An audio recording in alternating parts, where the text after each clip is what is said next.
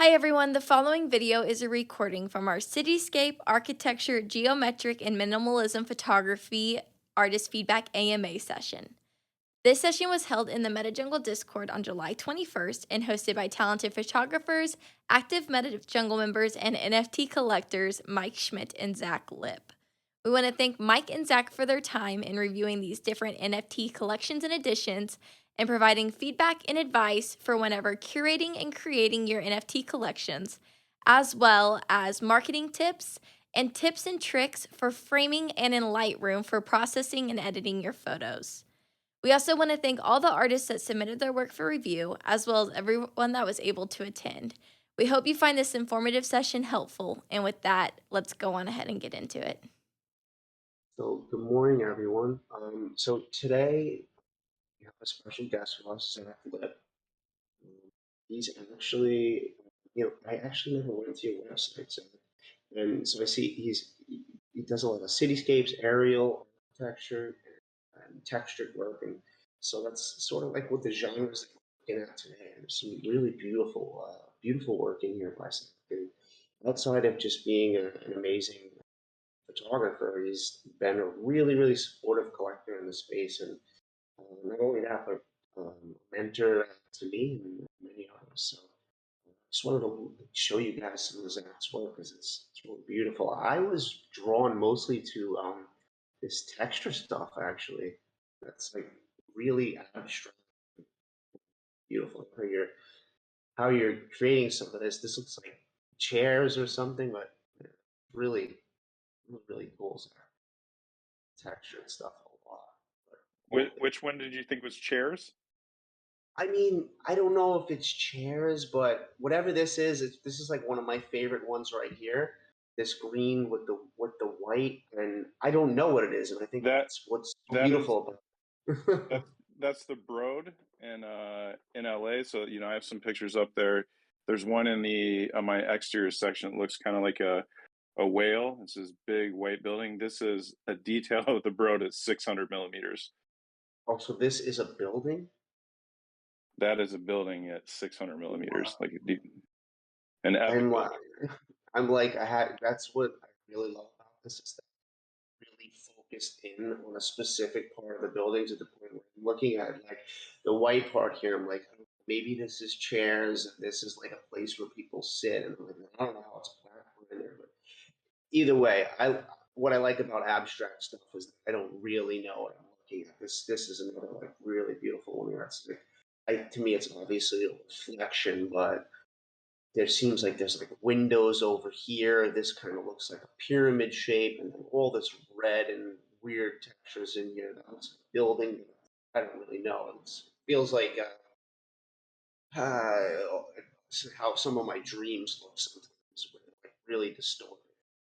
Thank you. That this one is one. I did a lot of that last one. I did a lot of portfolio reviews one like about 2 years ago, and this one got really good feedback. That's like just an abstract reflection off of a building in Hollywood on Sunset Boulevard. But these images, these abstract ones, um, I really went out and shot after. I don't know if you know the photographer Jay Mizell.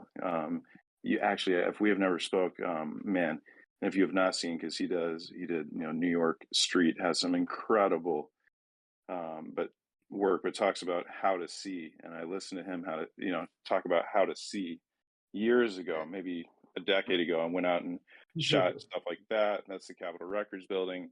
And yeah, that was the stuff that really kind of propelled me into the architectural world. Because I went out and as a gift, I went out and photographed for a good friend of mine all these images, like an abstract image of each building that her big boss's broker had sold or leased or whatnot, and then we printed it, made it as a gift, and he just loved it. And that was kind of my foray into the high end kind of architecture world. And just kept getting referrals from this abstract work. So this is really important to me. Yeah, I mean, you said that it's Jay Mizell, and I'm very familiar with that name. But when you mentioned how to see, it's interesting that you said that because what I was going to say about these was that like, this is a good example of like kind of zoom in with your smaller details within the frame and see something different there, and bring like an abstract piece of buildings into body of work. Really drawn to the abstract stuff, but all the stuff is really interesting. So under aerial, we're actually going to be looking at an artist today that does shots that are very similar to this one right here. This body of work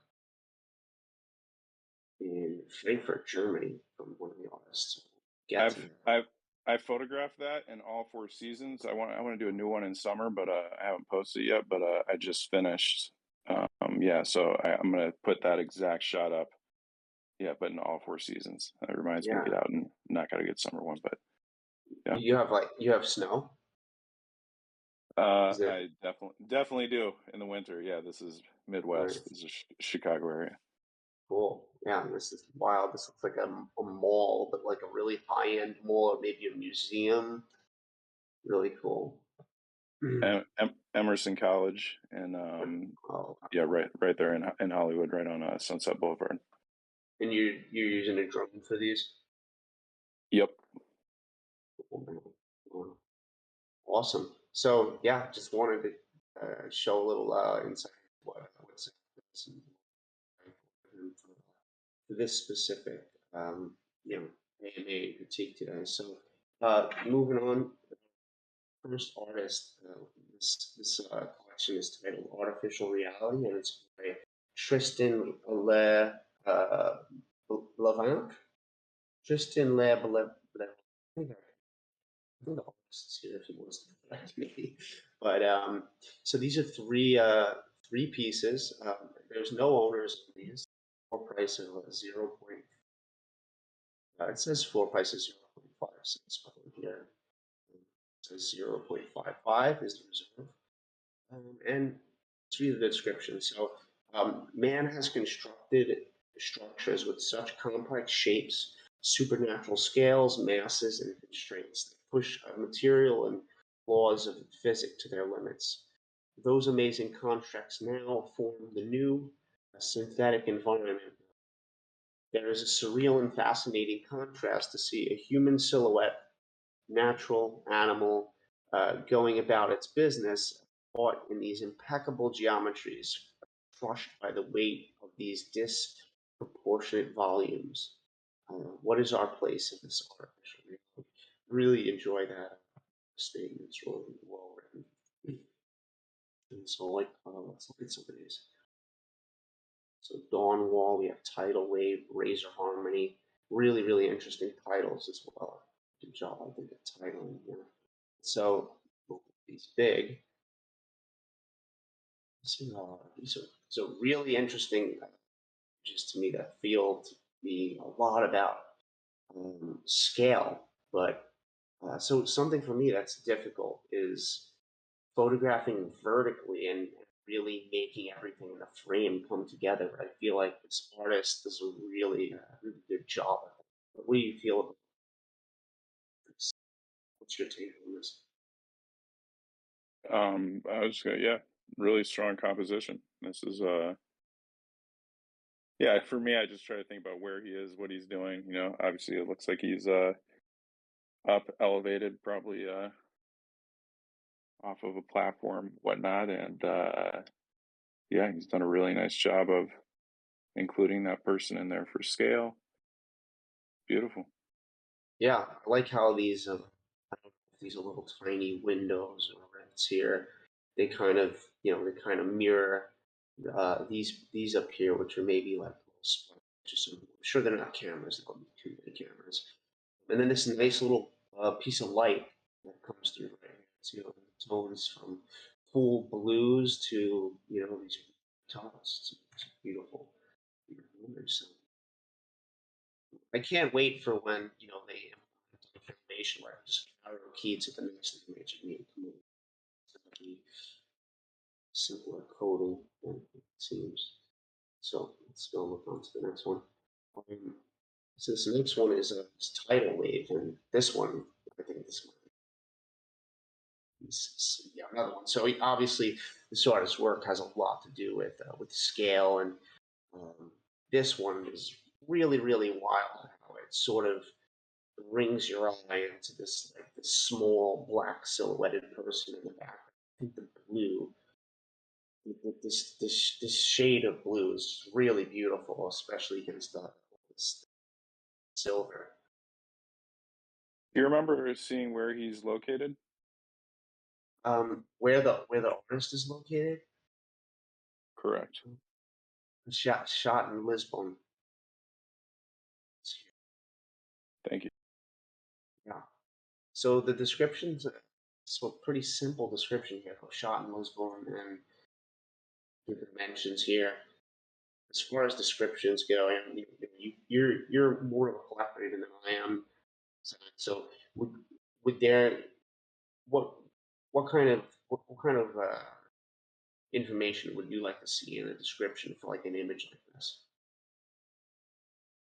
You know, I would say, for me, based on the conversations that we've had in many spaces, I think additional information that will help ultimately with sorting. So I think that that's probably more important to me than story. Maybe the license information. For me, I'm so visual.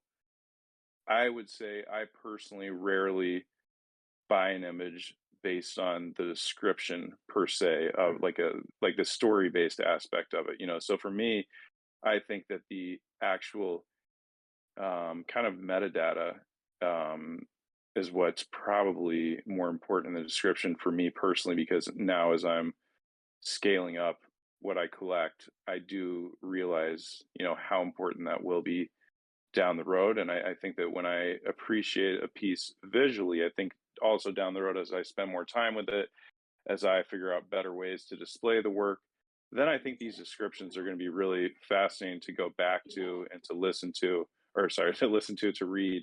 But I'm so visual. I buy based on, you know, I just look at the image, and if it feels right to me, that's pretty much good enough. But I know that I'm also not everybody's like that, and I've talked about that. Some people, I know collectors who love the story and they read, and that's really important to it. But maybe I feel like my visual skills may be better than my reading comprehension. Who knows?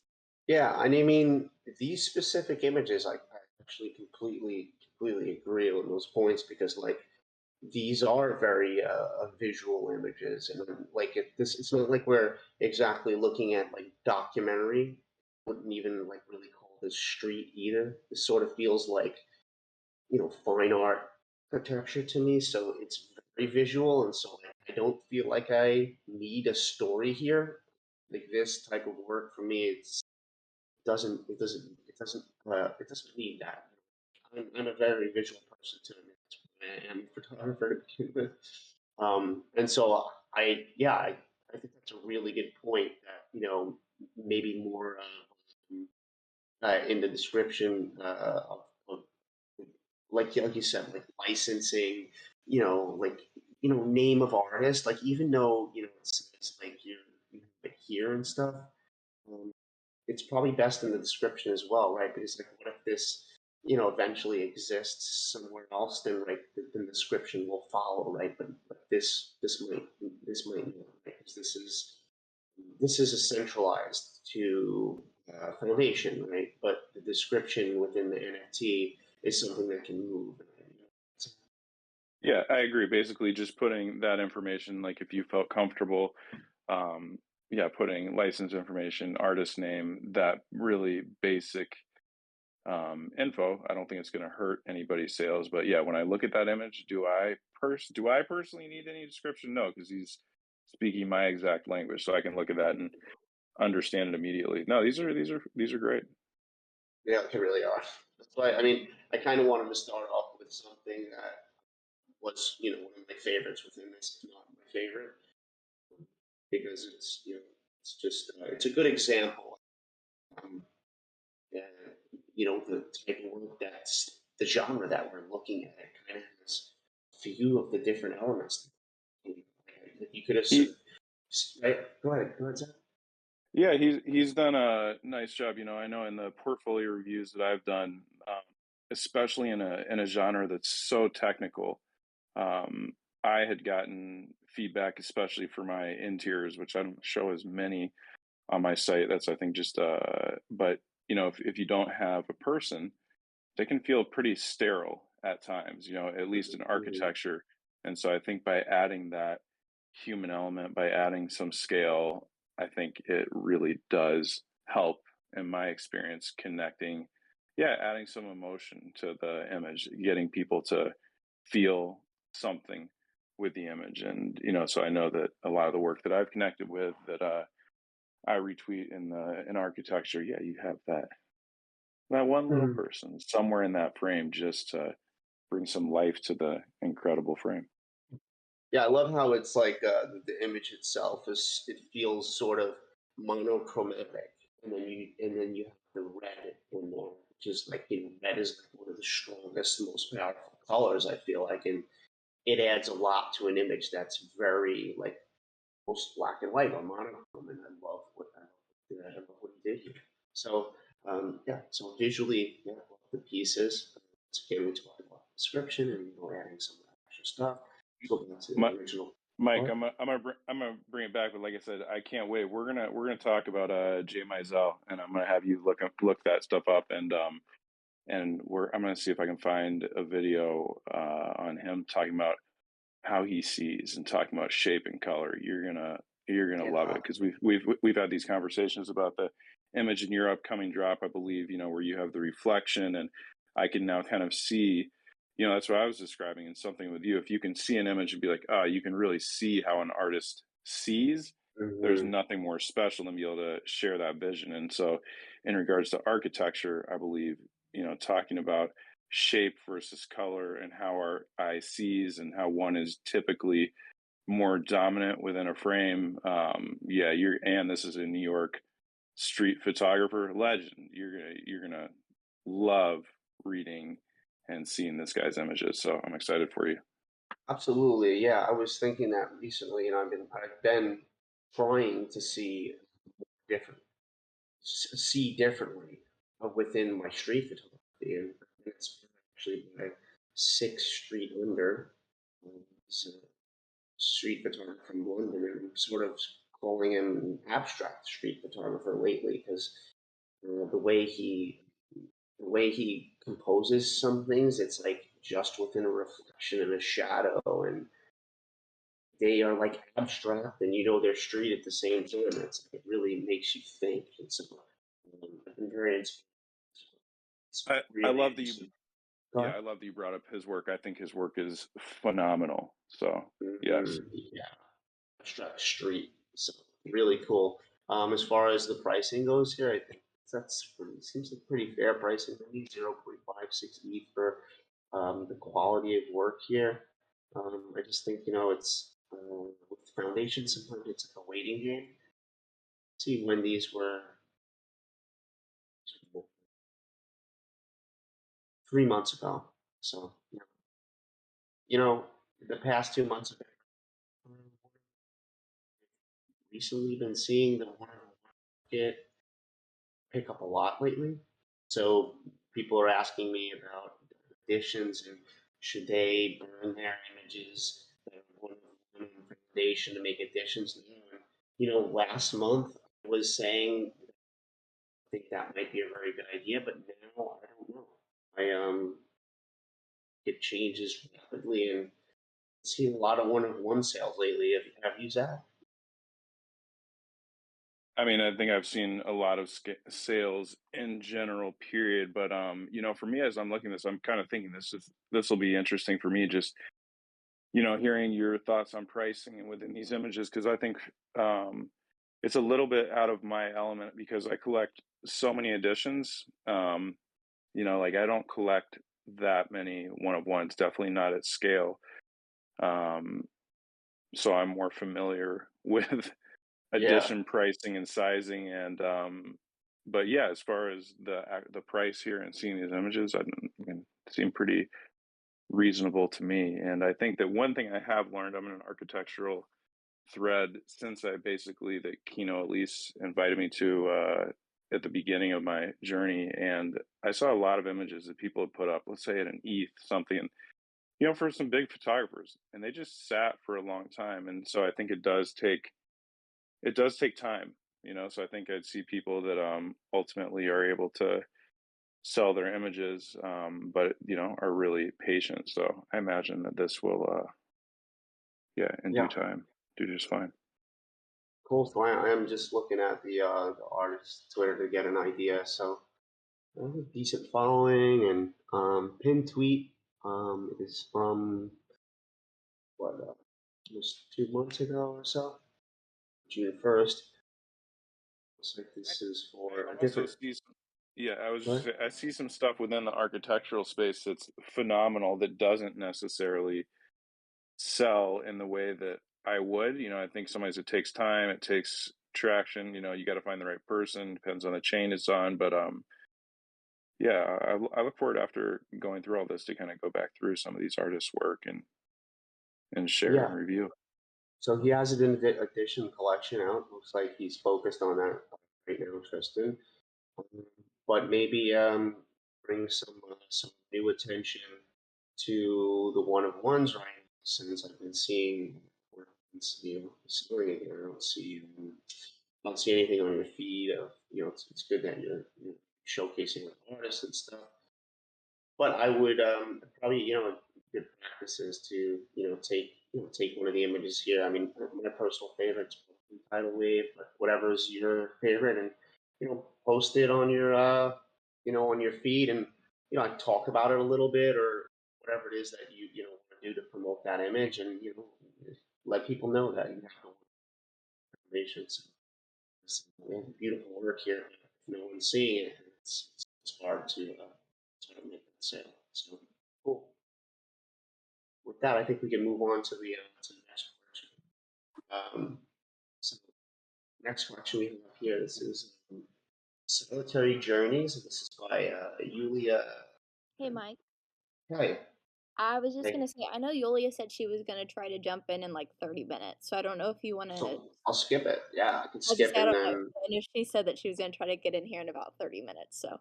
sure. So let's go to Spirit of the Sea, and this is by Manny Shade Shadat Shadaza. Sorry, I should have read into the names a little bit more before this, but it's SHAHZADEH. Shah Zade. It's kind of cool. So description here: the sea has always been a deep meaning of beauty and horror for me. My uncle drowned in the sea when I was a child, and every time I look at the sea, I have a strange feeling. And the sea stays like a beautiful monster for me, and because it calms me and reminds me of the sadness of the past. Cool. So interesting artist statement, and obviously this collection is holds deep to this artist because of what happened here. Just being really nitpicky here, and you don't need to capitalize the end, and a beautiful monster for me, and because it calms me down every day. Just a little bit of that. And the images, so I was looking at it before, and I was like thinking, I was like, why are these 1 ETH? Are these only 0.22? But then I realized they're sold. So Luke Henry picked these ones up, and he's reselling them for 1 ETH. So let's take a look. So my personal favorite of these was actually this Hidden Voice.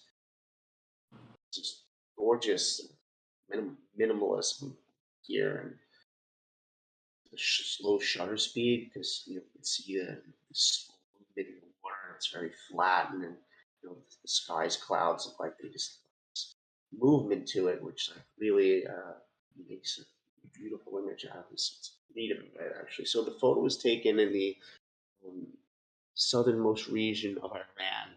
Most of the people there are fish sellers in many places in the sea. these sticks can be seen. These sticks are used for fishing. Most do this for smaller fish because then the fish can be made into a local sauce that they use in bread called ragag. I talked to a few fishermen and they're upset about the state of the sea because their fishing has decreased. And the reason is that their government dumps municipal sewage into the sea. And the tourists have filled the whole sea with garbage and plastic.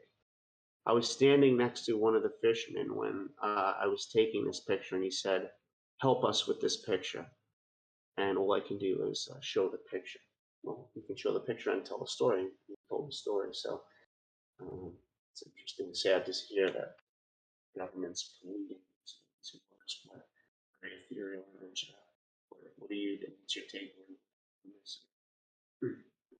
Yeah, beautiful image. I like how those sticks appear to just be going into the sky. Yeah, gorgeous. And I love hearing. I think one of my favorite. I think about especially from collecting. I was saying I would love a feature that would show me either where an image was created or where an artist is based when I collect, so I could see a map of where all this art was being created or where these artists are based. So I just love hearing these different stories about different art being created in places that I haven't been, and I think for me that's always interesting and one of the coolest things about this Web3 space. Yeah, and I think it's cool to look at your collection from like a bird's eye view and see where where all the art is collected from as far as location goes, and then dissect it yourself and say, oh, why is a huge chunk from this area, and like maybe there's just maybe there's something from that area that's really that's cool to have that sort of data, metadata. So let's look at a few more. Let's look at some of the ones that are for 0.22, which I think is it's really attractive pricing, especially in foundation since they take a lot of fees. Beautiful shot. Love how the rocks lead into these little rocks into the distance, and I love the blues that the artist is using here. It's just this little horizon line, just a little horizon line, and how the rocks point up actually to looks like a little small mountain range or maybe forest out in the horizon there. Real cool.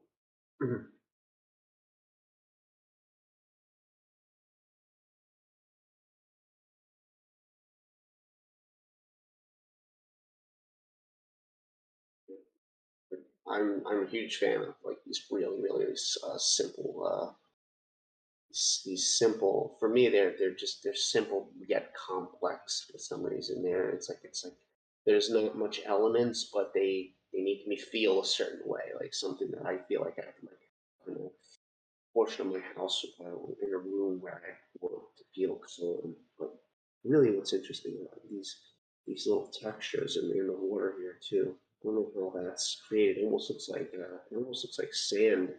How you get those like patterns on those sand dunes, right? Yeah, it's beautiful, and this is one where, for example, we talk about shape and color. Obviously, yeah, it's like I think you're drawn to the shape here and the choice to use black and white. So that's what you see, that's what you focus on.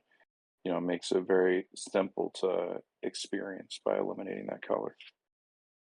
Yeah, and it's a great contrast between the white sky into this kind of darker gray area here, and then towards the center of the image, it actually gets closer to the color of the sky, and you have this sort of down the middle break off between a darker horizon and a lighter horizon. It's very interesting image. I love the way this artist is seeing these minimal, I would say, seascapes, right?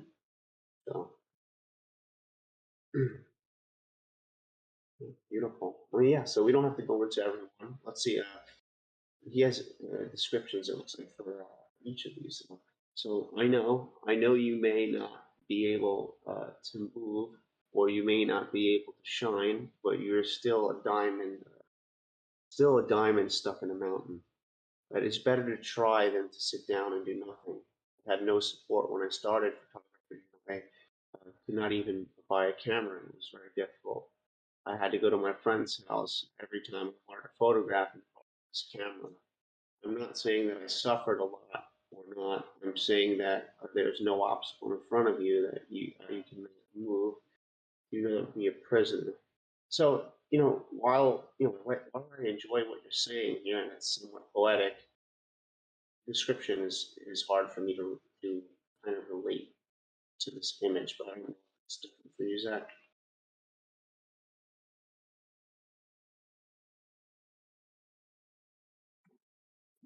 Beautiful. I like this one.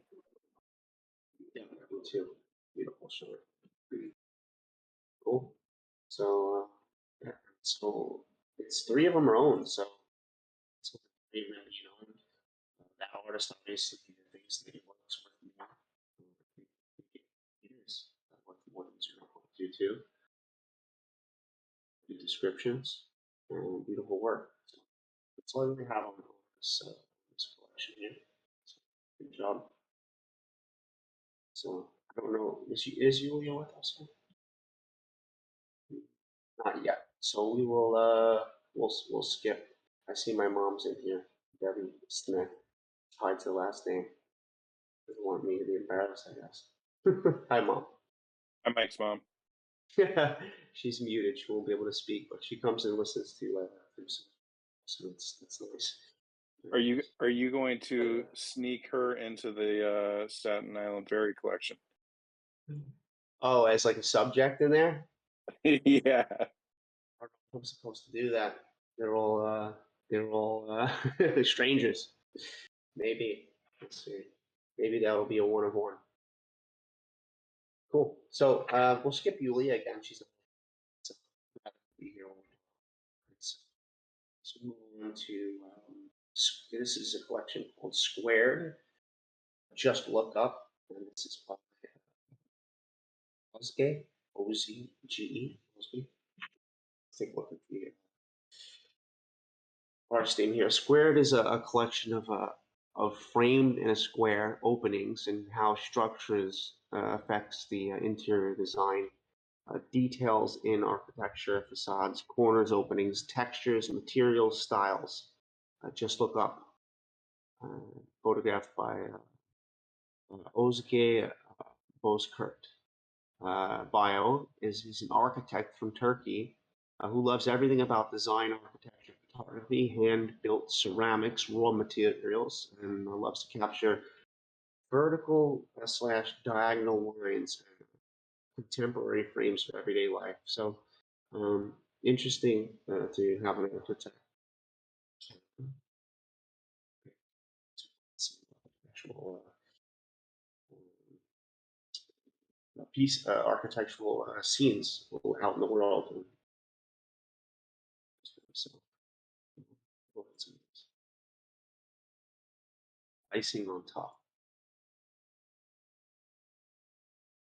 Interesting composition. I like how it comes from the top frame down to the bottom here, and then you have these natural elements, a tree, with these man-made elements. So really, really beautiful.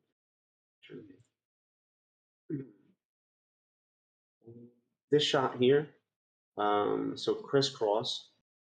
So wait, before walking down the stairs, the angled concrete beams reminded me of my own crisscross paths with some precious people in my life.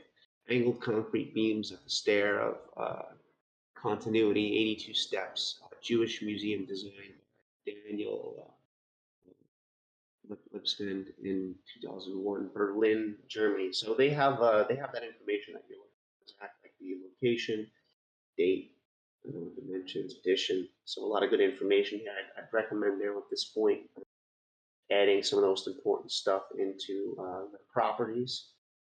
So these are definitely the future of look at metadata with blockchain. So images that haven't there. Let's open the image here. So, for me, really interesting, all these shapes. I love this sort of like door that's coming in here with this light that comes through these lines here. Um, yeah, um, I don't know if the bottom portion is distracting to me or if I actually like it. Let me see if I was to play around and make a crop. Um, Sometimes I just like to do this for myself. If that is more image for me, oh, well, this is what my crop looks like. For me, this is a more compelling image to me. My eye moves from you know a bit less distracted now. This seems like a more simplistic minimalism. It's just my opinion. I don't know. How do you feel about it? Is this bottom portion added to it or taken away? Yeah, I wouldn't necessarily have thought about that, but speaking about how we see naturally, our eye is going to be going to the area of the image that's lightest first. So I think maybe I think we can all agree that that area on the left is really interesting. So I Mm-hmm. think that that is so maybe for you, just as you're thinking about it, that's if you want that to be featured. In some ways, I can see what you're saying. The bottom area could be distracting. I guess for myself, I don't mind it. I liked it just because I'm kind of looking at it, thinking about how he's shooting, and it looks like that the bottom part looks like it's on the wall. That looks like the ceiling with light coming in. I mean, maybe I'm wrong. So for myself, I was just kind of Yeah. visually walking through the image and thinking about how he Well, saw. For me, some of the not necessary, but if you so chose to clean up some of those windows, to clean up some of the natural imperfections on that bar, with the light coming in. here, this piece is Uh, like these I did. dots for me, or is Yeah, I didn't even notice those. The ones I was noticing are on the actual beam right above that. But you might be able to, just I think with an image, you don't want anybody to get caught anywhere. So if you were just going for pure visual effect here by cleaning up some of that, you might not get stuck. You just want somebody to move completely through an image seamlessly. But I like I cool. like the different elements of light coming through the frame. I like that you like that because it shows that not all of us see the same way, and looking at it again now, I do appreciate the bottom portion too. So I don't know. So sometimes I like to dissect it and do little crops and stuff and see how I feel, and how maybe I would have taken it or how I would have looked at it. But that's not always the right way. But I do agree with, since this would be under the realm of like it's a documentary, that like I probably would. I don't know if it's a phone stamp, but that it's sort of that band-aid tool where you can kind of just click these dots easily in Photoshop and remove them, and like these little ones here for me, and maybe like this piece, but it is what it is. Like, so if people don't mind those imperfections, then it's good. So I think what I was And really are trying these to are go. these are these one of the prices? You're rugging a little bit. I was saying, are these one of one prices? These point oh eight? Well, point oh eight is I believe they're one of one. Yeah, let me open it up. These are they're one of ones. Yeah, it's but 0.08 is usually very low end piece.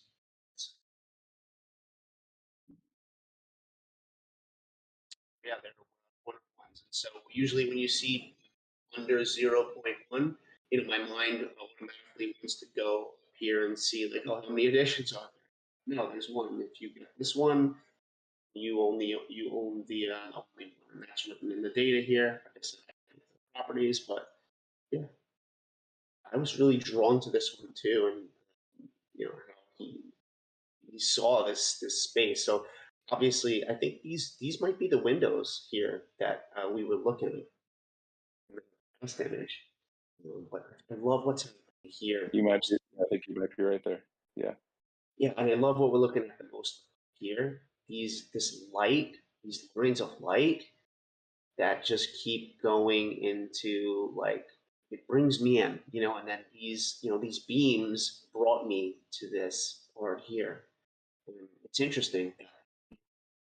It's geometry. You want to know how like messed up my architecture brain is? Like you see how straight the lines are for the most part, but I can still see if you rotate that counterclockwise about 1 degree, it'll be more lined up. You know what I'm saying? Right, So if you, right here you can tell. so, Right and up here. I can tell on all three sides. So basically that top right, that, and I just cannot, this is what I'm saying. When I look at, often my problem with street photography, Symmetry. I can't see past it, and especially with architecture. So I do think that that is really important with architecture, even though it's so subtle and you might have, I'm sure you use the tools just to look. Cause I think, yeah, like I said, this could just barely be turned counterclockwise just so those lines are all completely on point and straight, even if you're looking at that staircase at the Yeah, very bottom in the center, you can just barely see that that right side of the staircase is ever so slightly thicker than the left. And so I think with architecture, when you're, I think that's essential that you hit that. And I'd say, I notice it also, say, within landscapes and whatnot. I see stuff come up into my mind. Sometimes I'm thinking, just put that little, that it's a little step. I think that once you start really, really seeing that, it's hard to unsee it. yeah, I think symmetry is really important with this type of work and with minimalism and architectural spaces and stuff because I think it does something to the brain when everything's lined up and you see something symmetrical. And the where I noticed it, well, I didn't really notice it much until you mentioned it, but is here where this top portion is closer to the top of the frame, this light, than this side here. And so it's really just, it's such a small amount that it would have to be tilted.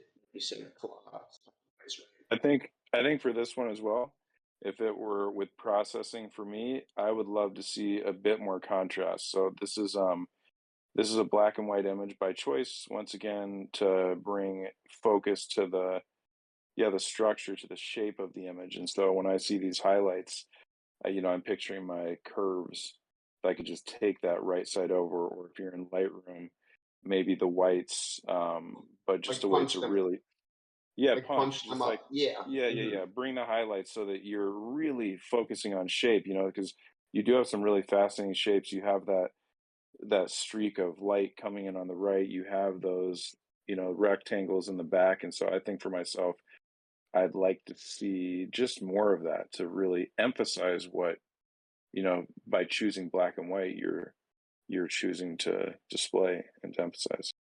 Yeah, I agree with that. It feels a little bit gray, or I wouldn't use the word bloody actually. It feels a little bit gray overall.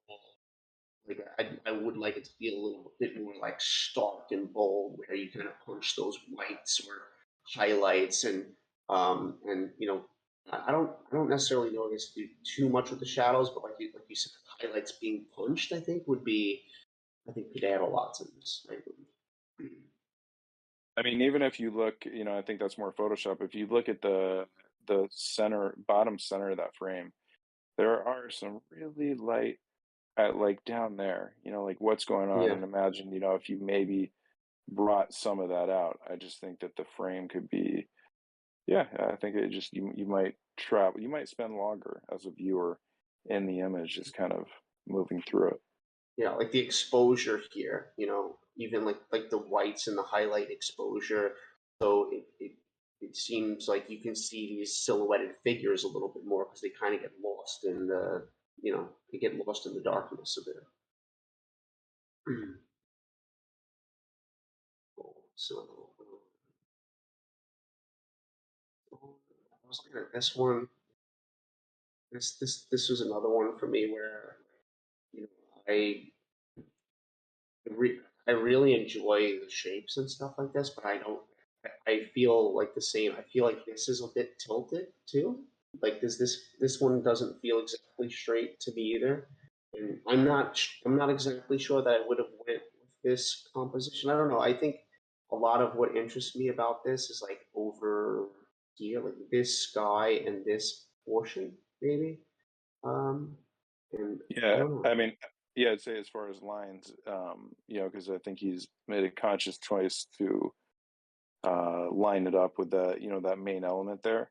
But yes, I believe if you wanted it to feel like it was symmetrical, you'd be choosing the two lines you'd be choosing would be the one on the right side and that window on the left. And so I think that if he were to, let's say use those, in Lightroom or whatnot, that line it up with the window line on the left, and then that the yeah, exactly, that rightmost line, that would probably alleviate the concern that you see in your mind. Yeah, that's what it is. It's just a little bit off on there.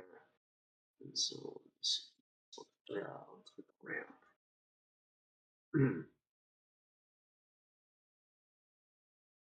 Interesting shot. I like the ramp. I think without the man here, um, it would have been a harder image to um, be as compelling as it is. I think this man here, that guy with the feet here, um, and just kind of leading lines like into this guy who just seems like he's enjoying that space and solitude. And so, do you have anything technical on this or I, I think this might be one of my favorites. Like, I like I love all the different layers there.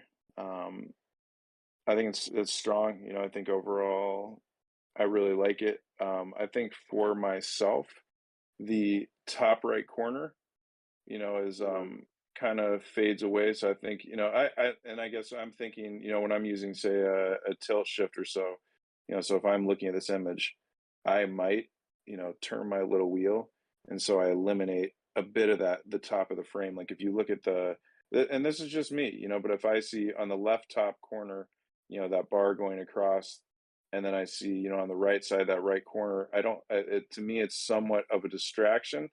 The Mhm.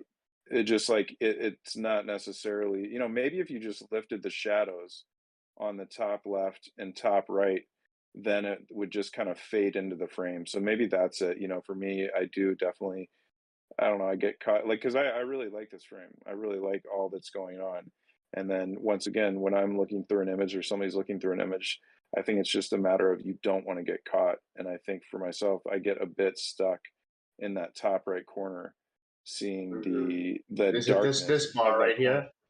Yeah, because I think Yeah. sometimes by like you find your corners, we don't, that's where we get so if you can somehow find a way, whether you go down physically lower or you bring the frame a little bit lower, so I like the bottom of the frame. So I think it's just playing with that composition ever so slightly so that you have really distinct corners would help. But overall, I really like what's captured here. I think this is a nice image.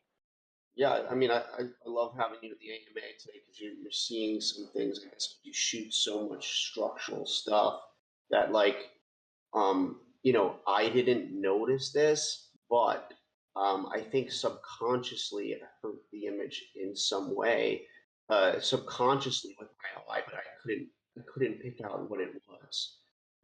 But I do, and now I understand what you mean by just a little bit. Like, so it's crazy in an image that such a little piece sometimes could either really make an image or like so. So I personally pulled up some of the ones that I thought were more successful. So I'd like to pull up ones that maybe me to be compelled by, and maybe it's different for you. This one also feels like it needs to be straightened a bit, but I mean that's not exactly compelling to me. So for me, it's kind of hard for me to find a clear like subject here.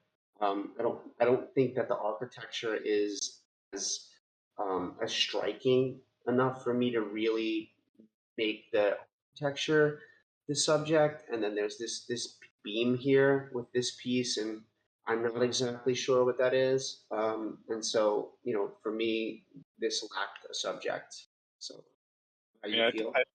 yeah, I think kind of what you're saying is like, yeah, once again, super subtle, but I can see it. Just if you turn this clockwise ever so slightly, those lines are going to be so, let's say in the tools, if you were to choose the, right and leftmost lines to line up, so that right window, you line that up with, you can just tell it's not lined up with that middle line going through with the brick. So either you line up with one of those windows on the left and on the right, Mhm. and that would at least make it straight for me. If I know it's a conscious choice for a square, but I think if you did a more vertical frame, I believe it would probably be a little bit more interesting. As in, I don't think that the left side of that frame is where you necessarily want the viewer to go. So, um, So here, maybe. here, keep the whole right side of the frame, and now move out left a little bit more, even so maybe half those windows. So go to the Oh, left, okay. I see. I have to redo it then. So yeah, okay, okay. just like So you're talking about here, so. Let me and just see what then. that looks like. Yeah, I think that if you did something like that, maybe you even go a little further left on but yeah, I think the right side of the frame. Then I think if you're playing with the highlights, and once again, I think That's stronger. as far as like contrast, now I think you can play with those elements. You can play with the highlights, and you can maybe make some choices that would change how we experience that image. But here you can also see, once again, just if you turn this clockwise a little bit. Um, Yeah, I don't have but the. I do like I can see the artist's vision here. I can see how they see. Like I do appreciate the elements and the way that they are, sharing their vision. Yeah, I do too. I think that's like your idea on that prop actually brought my focus to something that felt like more of a subject. Just artists working with light and shadows here. I like how the shadows continue to move into the building. This is interesting. But yeah, uh, lots of good descriptions. Some some good stuff in here. Yeah, and I, Gives. I noticed that like without reading it, but it looks like the descriptions are thoughtful, and it looks like has name, license information, so it looks like nothing that would deter somebody from buying. And obviously, if somebody is able to find an image they resonate with at point oh 0.08, yeah, I'd hope they'd pull the trigger. Yeah, well, I mean, let's take a look at one of the descriptions at least and read it, just in the interest of time. And so, name of the photo scars. Before walking down the stairs, this dramatic frame stood before me. The angled concrete beams reminded me of my own hurt scars, stabs in life. Um, Stair of continuity, 2 steps. Oh yeah, we did read this. Jewish museum, designed by Daniel uh, uh, Biscayne. I'm not doing well with the names today. Berlin, Germany. But yeah, a lot of information. Yes, add those properties, right? Since no one's purchased any yet, so you can add those properties. Well, actually, let's talk about culling down a little bit too. Like, let's see. I feel all these images. Interesting architecture. I like what's going on in Yeah, this I I window. think I think for me, knowing that this is an architectural collection, just Hmm. to go in, especially if some of this hasn't sold, you don't need to, but that go back to that image there. Yeah. I would just think, once again, by lining up and, whether it's shooting a little wider or whatnot, but just being super mindful of the lines and whether I just think it's a pretty simple fix with the tools. I don't know. You better not cut off that corner there. I mean, I'm just looking at things. I mean, I don't shoot architecturally, but like I'm just looking at probably like the elements of the frame that were very interesting to me, which is like what's going on inside here. I don't know that the name for me is that important. Sure, and if you do include the name, I'm saying, like, line up that for me, I would say, like, line up that left side of the D or line up that window, and then in some of these frames, I feel like if you do line up, at least make it appear straight on that left side, since the right side's going Mm-hmm. into the abyss, I don't think it's as important that is actually, lined up, but I know that is something for me. It's kind of it's like a gray area here, how the image is displayed in terms of the lines for me. It's not Yeah. distinct. It's kind of muddy in choice, Mm-hmm. and so that's all. I'm just wondering how it looks. Like tree and stuff there.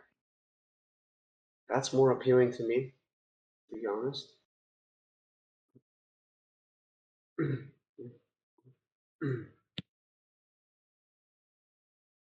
Yeah, cool. Well, I think we hit enough on this. Pretty pleased. To invisible area. Wait for her. Cool. This collection here, Simplicity of Nature, and this is by Jeet Kagram. Jeet Kagram. And these some some bangers in here for sure. I think I'm gonna start by opening the ones that I was most drawn to. I think this was my favorite in the collection here. Just the tone and colors in this are just so beautiful. And and just like this, how this leads into the main one you're sitting on here. Uh, the scale is phenomenal. You can just really feel how big this landscape is because of this little human element. It's so much. This I was just trying to clean off my laptop screen because I Th- thought that these black dots were were Those just are on the birds. screen. Those, Yeah, and then I realized they're yeah, birds. super cool. I feel like I see this picture and perhaps I'm looking at it on my phone, and all I want to do is like zoom in and look at that person sitting on the ledge. So that's definitely where my eyes go. Yeah, super cool. Love that shot a lot. A great wall. And it's a 0.40 ETH reserve. This is a one of one. I think it's highest. Some of the other ones I thought were really successful. This one, Simplicity of Nature. Lonely Vibes. I'm sorry, it's a collection named Lonely Vibes. Wow.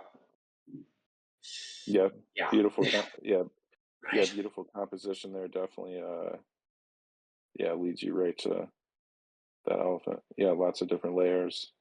A tree, yeah, and just that, some images that have a lot of mist and fog, like sometimes like feel like overwhelm an image, and I don't feel like that happens here because there's the elephant and the grass, and I even love this picture that they shot at, which looks like the grass is like sort of in focus here, and it kind of gets in focus right by the elephant, and then you have this layer here just behind it. That's just really beautiful. And then that other layer that gets even more white. So you have these different gradients of color. Gorgeous image. Yeah, I think Definitely. you start, like I said, you start from the light part of the image and go to the dark. So I think it's a natural, you start that probably with that tree. And you start there and you kind of move down and you hit the elephant, and then that's where you, for the most part, kind of stop because it's intentionally dark on the bottom, and so I know for me, visually, an image is either like boom, it's like a snap of the finger, so you either see it and it hits, or it's like something doesn't resonate necessarily and you get stuck. But clearly, um yeah, super clean vision out of the artist with these Yeah. images.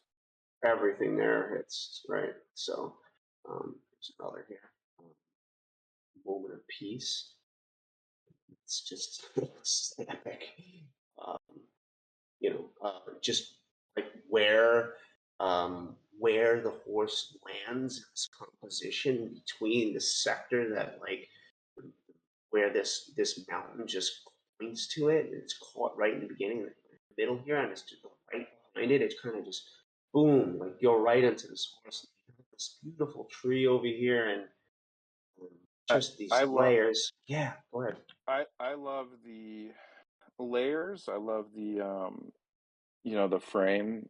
I get a bit distracted by the saturation for me here, because I think Mm-hmm. if you talk about shape versus color, I think the shape I really appreciate. But when I look, yeah, it's like it, and I get it. This is a hard image. I think for myself, I'd like to see maybe the green a little bit greener, maybe some of those like, highlights in the green coming out a little bit more so it doesn't feel as flat.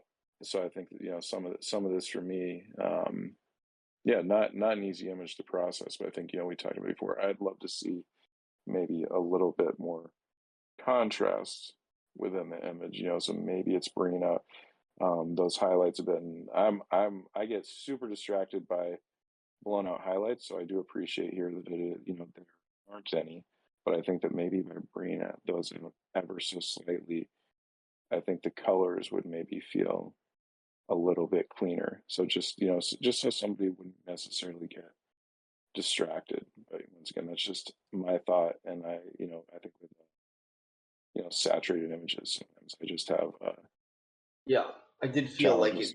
it does feel a little bit processed on the higher end where of saturation, and it's a bit like in these mountains here, like there's these really bright um, teal blues in here and such, and like you said, like you could bring up like is it luminosity that would make this feel a little more like punchy in the greens and less flat? I think it's luminosity. Yeah, if you did the luminosity of the greens, yeah. So basically, you're talking about the brightness of that Mm-hmm. particular channel. I think that could help, and or you could obviously do a selection on that Mm-hmm. area of the image pretty easily.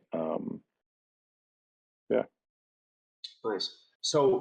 Um, so a couple images for me where I I thought that maybe the subject um, or like took away from it in a way, like this little structure here. So it might just be me, but I went and I did my own that, and I thought it was like so small, but yeah, I thought that felt just cleaner and more abstract. The greens went into all these colors, and it felt more about that. And I don't know exactly for me. I don't know. Maybe I'm wrong because as I look at it again, it's I do like this as well. How do you feel?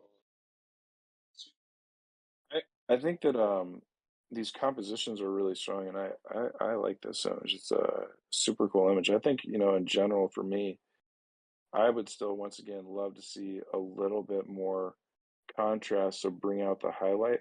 I Here's what I'd like to see. I would like to see, because this person has such strong composition and visual, I can just see like I love the way they see, and I think that by bringing out the highlights, so basically bringing out more contrast in the images, but fading out the saturation just ever so slightly. This one's pretty subtle.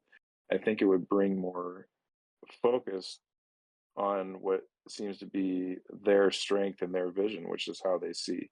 So I think that's what I want. I want in general in these images, like show me more. Like the composition's perfect, but if you process this more to, yeah, bring out the differences in light within these different layers, and uh, yeah, it's like, and I think for me the saturate, like I think you could do it more effectively through light than you can via color. And so for me, sometimes the color is actually somewhat distracting from what it feels like the artist is attempting to accomplish and has clearly captured within the composition. Yeah, well said. And there's something really interesting that's going on in the top of this frame, like where this black darkness separates, and then there's this shape here. I don't know, it's really wild looking, and the textures and colors in these walls, beautiful. I like to live in the image. And there's another one here. It says shades of so origin. Yeah, so. Um, yeah. Nothing. I, I literally have the same thoughts on all of these. Once again, the layers, like beautiful the way it's captured. And I think once again, like if you saw this image as a black and white and almost like processed it in that way, where you're bringing the certain elements out. So that is my only thought when I see these, is to somehow, with these colors, just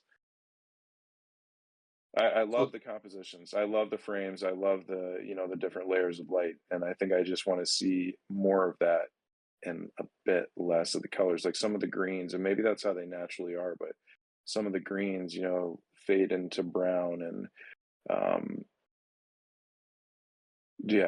I get a little bit distracted by the color in these images because I'm so fascinated by the layers of light, which I think are it's the part I really, really appreciate about this artist's vision. so do you think most importantly it's like within the saturation bar or like the luminosity or hue? Like I think it's both. I think it's bringing up the luminosity and it's bringing mhm. down the saturation. I think both would achieve the exact same effect, and so I think both would help. If you, this is just my interpretation. I'm looking at it. Like if you brought up the luminosity in those areas where you want the highlights to show, and then you brought down the saturation, I think it would emphasize the incredible layers of light that are captured in all of these images by doing both of those moves. Yeah, I'd love to see I'd love to see the artist just play around and show us some other edits after this too. Like I think this artist makes some phenomenal stuff, Super, super talented. Super right? talented. This one for me bothered me a bit. So I had made a crop. This bottom here is very distracting to me. This piece is very distracting. I know he probably doesn't want a crop like this, and you know, I just like this is like just much cleaner looking to me as an image. And you could probably have this clean like this with the same aspect ratio that you currently have like this, but I think it would take a lot of editing. Just some of this just my eye wants to be with the deer and the clean shapes and the clean textures here, and like pieces like this over here and this piece here and that piece there and all of this down here just really takes away from this image for me. And I don't know if you feel the same way on that. And you could, I'm not a Photoshop expert, but I'm sure you could also maintain that frame and clean up the bottom part of the image and the things that you're describing. But, I understand what you're saying. We talked about this. Is just you don't want your eye to get stuck, and so if you're looking, and it's like you go to the light part of the image. Yeah, there is a bit of a whether it be a footprint there. It would probably be easy to eliminate. If you got rid of the distractions on the bottom. And I think for me, one of the elements I really like about the image is the shadow of the deer. So I think you're right. Anything to kind of bring out that deer, the shadow, and to have your eye focus on that. But once again, you look at the artist's strength, there's a lot of different layers of Yeah, light that are clearly captured there. yeah, beautiful king of layers. So, um, and one of them's collected by Tech Bubble. I think it's a beautiful shot. I don't know that this would be the one that I would have picked of all of them, but I do think it's a beautiful shot. In a way, it feels a bit over processed for me in the area. Like I don't know, the clarity of the mountains, the some stuff. I get it. It's definitely a beautiful image. So, it's over in sale. It's pretty big in the space, but I think if it was for me, I think I'd buy the elephant one, or I think I'd probably buy this one here. Be my first choices, and we'll just quickly look through images. I see them too much beautiful shot here. With that solitude vibe to it. Oops.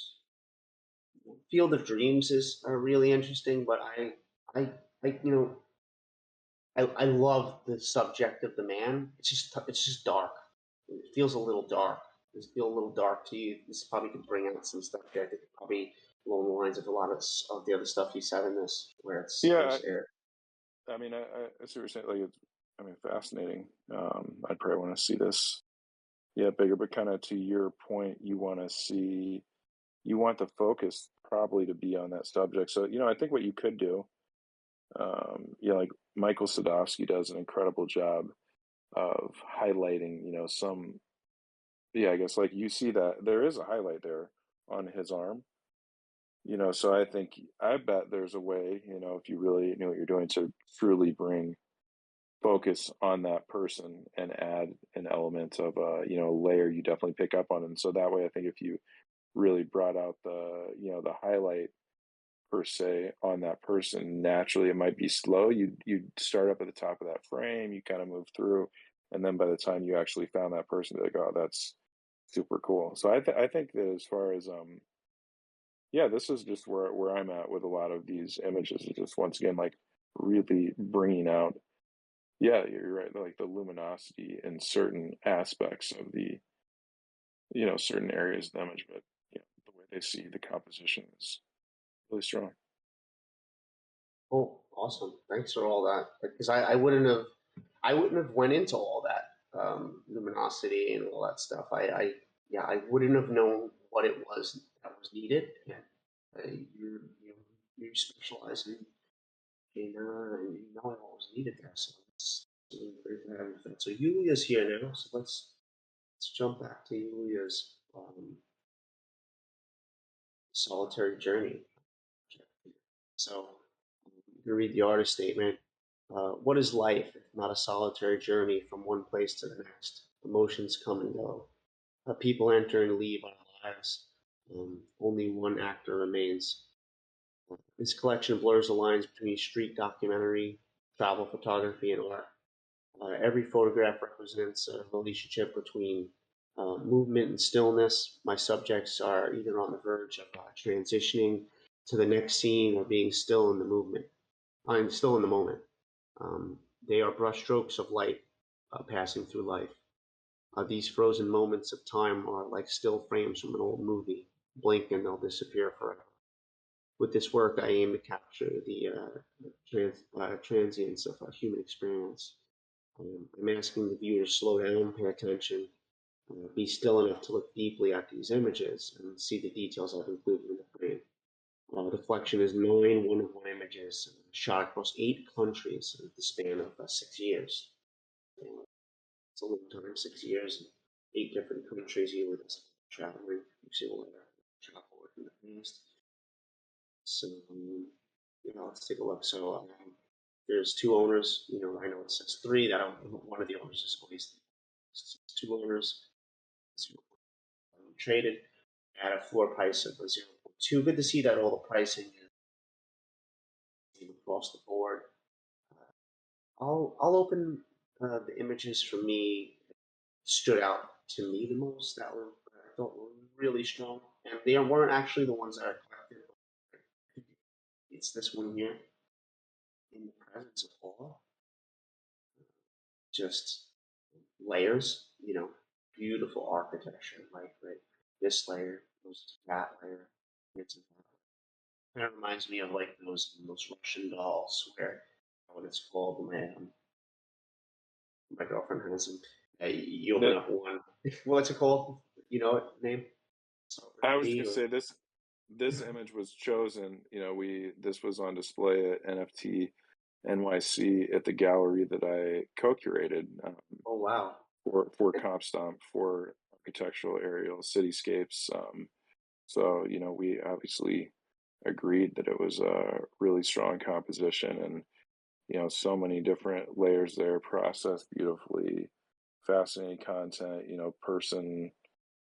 Yeah, a great place in the frame. So I definitely would agree with you that this is This is the one I would have bought. This is the one I would buy from the collection. yes, super strong image. I think it's extremely strong. And then even these layers go, these down here, like another layer, another layer. And what I was saying is like those Russian toys where like it's a big one, you open it up and there's another one in there. And it's like you open that one up, there's another one in there. So that's what I felt with the layers. And I think it's just the subject is so perfectly placed. Like if the subject was in the middle, it would hurt this photograph a lot because then we wouldn't be able to see into the depths of what's being down here.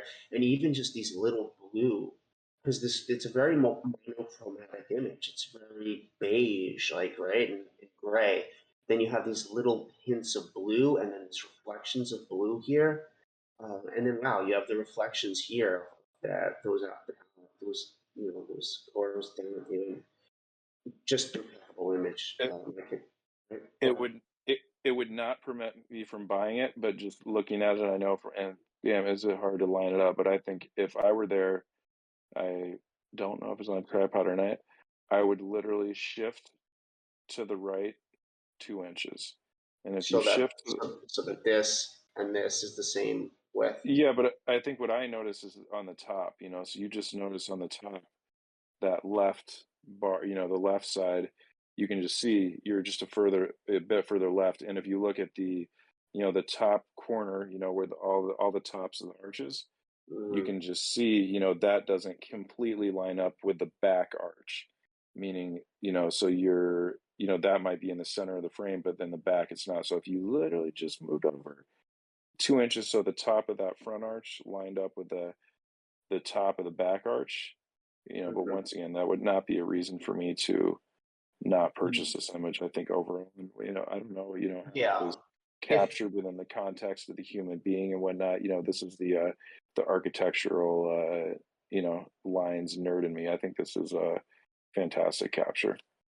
Yeah, I mean, if that's an imperfection, then it's not one that I personally see. And so I can't find an element in this image that I would change. So I think, if I shot it, I probably couldn't have shot it in this way because I don't, I don't exactly shoot vertical photographs like this. I'm perfectly okay with this. Yeah, beautiful, beautiful image. And I can totally understand why this was posted. Congratulations for this being posted. That gallery kicked ass. Really, really did it right. So, there's something similar here too. If really Totally. enjoy, It's like when you see the thumbnails, that's yeah, the image I keep seeing, and I recognize it from before. So I agree. This one is like this I'm one I gonna just have to look opened. up close. Yeah, I just kept seeing it, and I know I must have seen it before when seeing this collection. So I completely agree. This one's yeah. Just keep seeing it when I see those thumbnails. This Yeah, one's great. this is the Love it. other ultra strong one for me. Just these men at attention. Agreed. They're Agreed. like this. They're like the same height. Um, everything. The thing about Yulia's work that you can see it and be like, oh, that's a Yulia. For me, is how clean her work is, right? Like she can put like with her new collection that's out with the capsules. Like even though they're from all different countries and different have different subject matter, it's like you can still feel it cohesive there. And yeah, I thought this was so strong. The standing at attention. Um, it feels powerful in the aspect that like in a military nature, uniformity is a really big thing in the military. I remember in boot camp.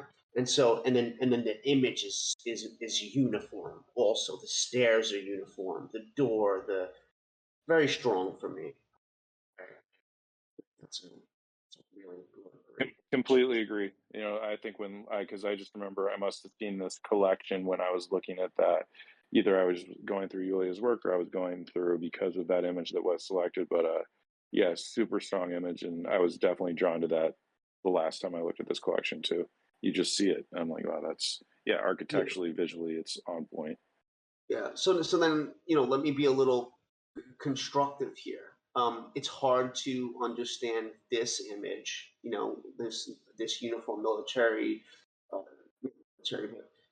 this image of these soldiers, and then this in the same collection. So, while this is a beautiful image, and we're looking at minimalism here, and I understand his vision. It feels a little out of place. Do you feel like that too? Like some of these images, it almost feels like it could be two collections. I mean, What's that? no, I think that is fair, because I think those two architectural images make a lot of sense together. And so I think, for example, I remember hearing feedback, when I've gotten portfolio reviews about different stuff. And I think, for example, if you're showing a gallery and you have 10 images, you want a client, for example, and I'm not saying you're selling to clients, but for cohesiveness, you want somebody to look at and be able to envision their image right there as that 11th image. And so I think that, those architectural images definitely seem to fit together. So I can see, within the rest of these images, do they necessarily? I guess from a, I guess from a storytelling aspect, but I don't know that not every collection has to be storytelling, right? Because like architectural and abstract stuff is not necessarily storytelling. But then I see an image like this, and this is a beautiful image. It's uh, very beautiful street moment, right? Like this man is fully out, little shadow I like here. that. I actually, this works Yeah. to me. This totally works. And that once again, I'd Hmm. never closely looked at this. I think this is really strong and Hmm. totally works with those images because I do think that it's clear.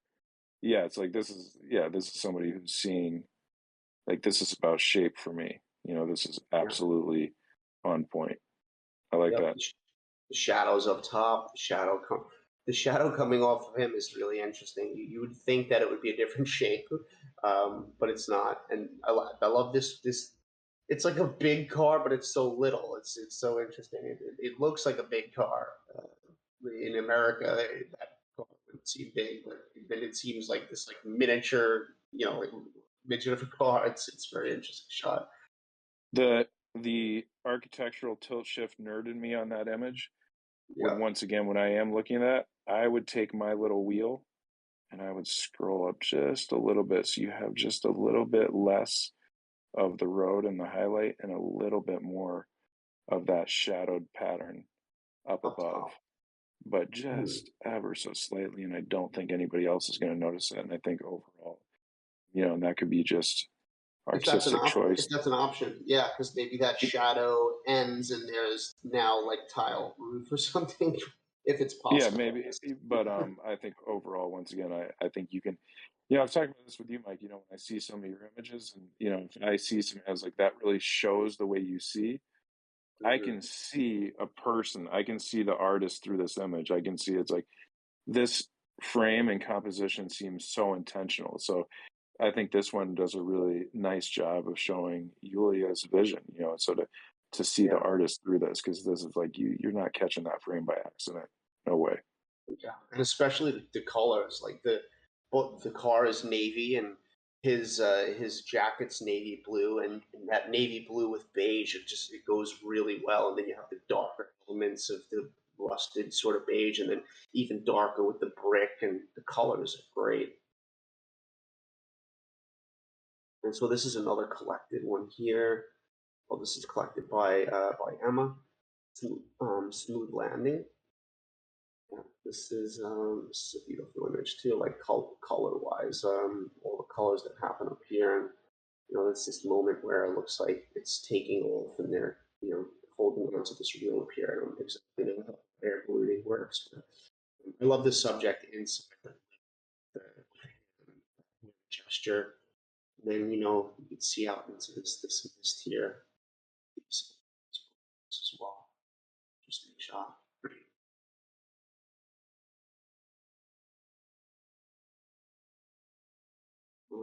Let's take a look here. Toward the light.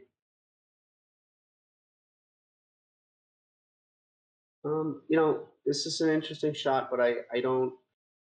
I think I would say that I think it's too easy for the way that I see this. It just feels a bit too easy. When you have a shot like what's next to it here, what's next to it here, this just seems a bit too easy. If we go back to the thumbnails, I think that this is something that I've noticed within the collection. If you're looking at the images from this vantage point, I don't know that some of the highlights really stand out to me. So I guess like in those architectural images, I don't see it.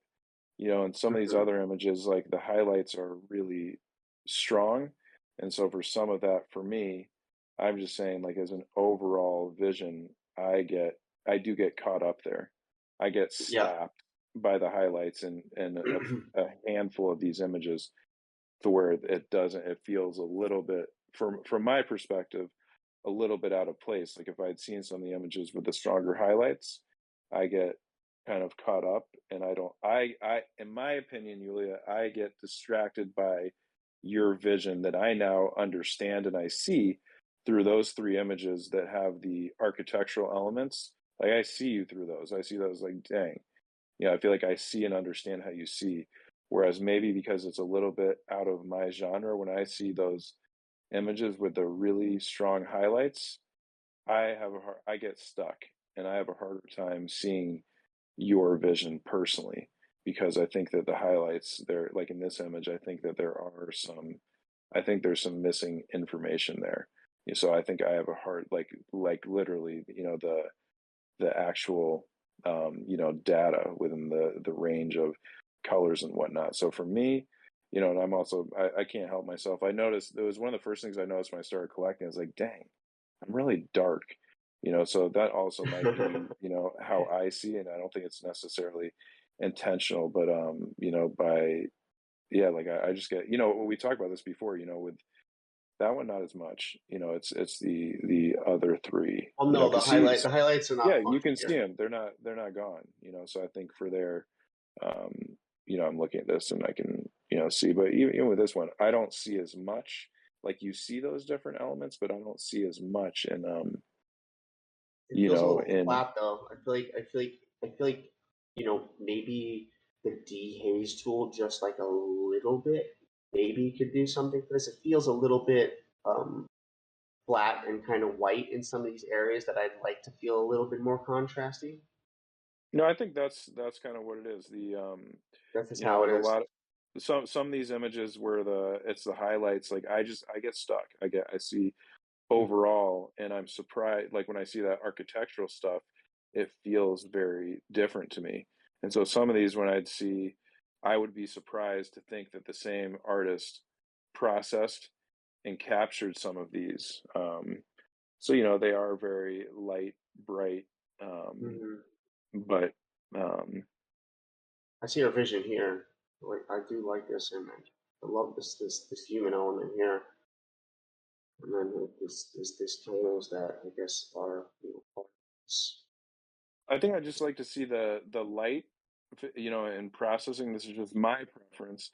I would like to see the images processed in a way that you are emphasizing your vision, and they feel very like some of these where the highlights are pretty strong, they feel very broad, like broad strokes, at least the way that you've processed it. Whereas if, so maybe that's a lot of global processing, that's something I learned from Michael Sadowski when I did like this editing workshop with him and just seeing how many of his edits are local and people she might have a different goal in mind, but I just think that you're seeing like the images that I'm most drawn to I can see, I really appreciate the way Yulia sees and expresses that Mhm. vision. So I think, choosing ways to process the images to emphasize, you know, her particular vision would be helpful.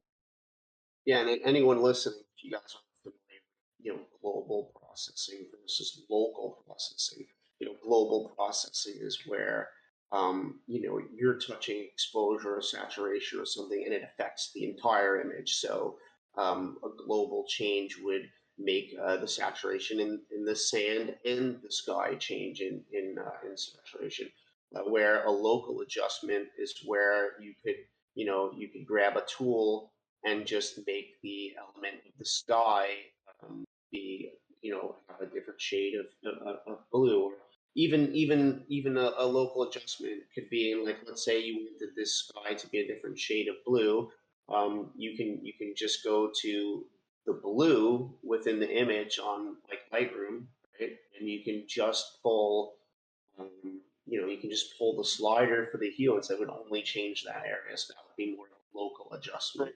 And Pro tip, whoever's listening, this is something I've seen somebody do, and then I saw, Michael Sadowski do something similar. If you go in Lightroom to the blue calibration and you pull the saturation of the blue calibration out, add that in, and then you can pull back the calibration of the other colors and or go to the saturation of other colors and pull back against it. Something about that saturation, that blue calibration really brings out saturation. I think in a nice way. You have to be careful not to overdo it, or if you do it, you can absolutely pull back. But yeah, those local edits versus global edits, I think for myself, that's something that I'm personally working on as well. Because in post processing, I think when I did my portfolio reviews about 2 years ago was definitely it was the weak point in my process. And so I basically redid everything on my site. But I think for myself, if I'm being honest, I think that's where I think people really divide themselves, in my opinion, within the space. It's like, if you got your composition, everything on point, but you see some people that really know exactly what they're doing and they're able to, like Chris Haitha does as well. It's like, I feel like you look at his image, you look at Sadovsky's, they're able to process these images. Like they're able to have a vision in their mind, and then they're able, I feel, to process them in a way that is their vision. And so I think, just being able to have complete control, and I think that happens via local edits, to specific points where you're just making specific edits rather than huge global edits. Because I think when you do global edits, to the entire image, you often lose some of those things that we're talking about, like contrast. And then the colors get a bit muddy. Whereas if you focus on specific points, yeah, you can just be so intentional about where people are, engaging with the image. yeah, absolutely. I was trying to look through my Lightroom to make an example on what adjustment that would be like. I mean, Do you like do for you an do you know do you know the blue calibration tool that I'm talking about? um, well, Go go let's down just, for a second. for instance, hold on. I usually use like these here. Here, This go down. Let me Ultrasound color. Down let's try even more. try some real quick. You'll love this tool. Go to calibration. Oh, No, calibration. down. Oh wow. So Oh, something about that blue saturation on blue primary, okay. Let's see what not the hue hue, not the hue. Get off of that. It's that blue set. It's the there you go. saturation. Pull that to the right.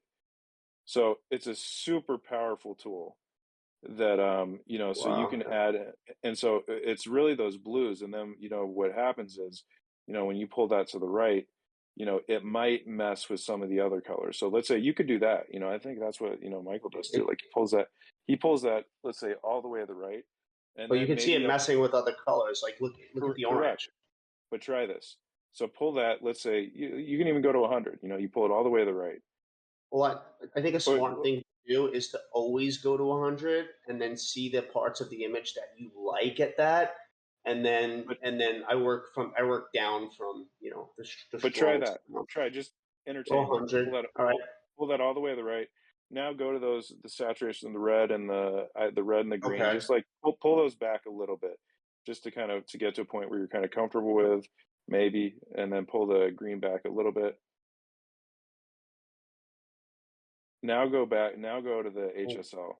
I'm Go confused just as leave. to like where the Just green is even in this image. yeah. Like, So just don't worry about it too much. Now all go right, up.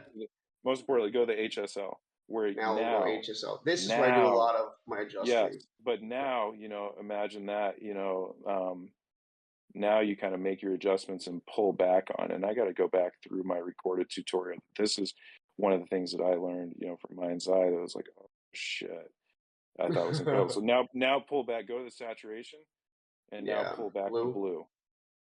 So I'm telling you that blue calibration, you can do a lot of incredible things there, because you can add, if you do everything you can possibly do to an image and then you go mess with that blue calibration, you'll see the power of it, because it just adds this, Yeah. if you're trying to bring out the colors, so I've seen that now through a couple different people. So a worthwhile tool, just kind of experimenting with and playing with. And like you're saying, I'm not saying you have to go to 100 with it, but there are things you can do to that. Yeah, it does a lot. Awesome. Cool.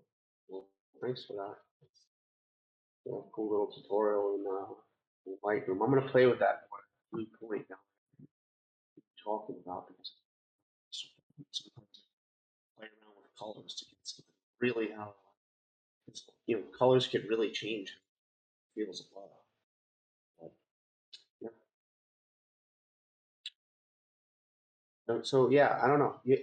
Would you call down this collection at all, or do you have any other thoughts? Does it feel a bit like some of the images could I'd be want to called? hear, I'd want to hear from Yulia in regards to the highlights, because I think for me that's the only thing that I get caught up with in this collection in general are some of the highlights. Like, imagine if you're just looking at all these thumbnails.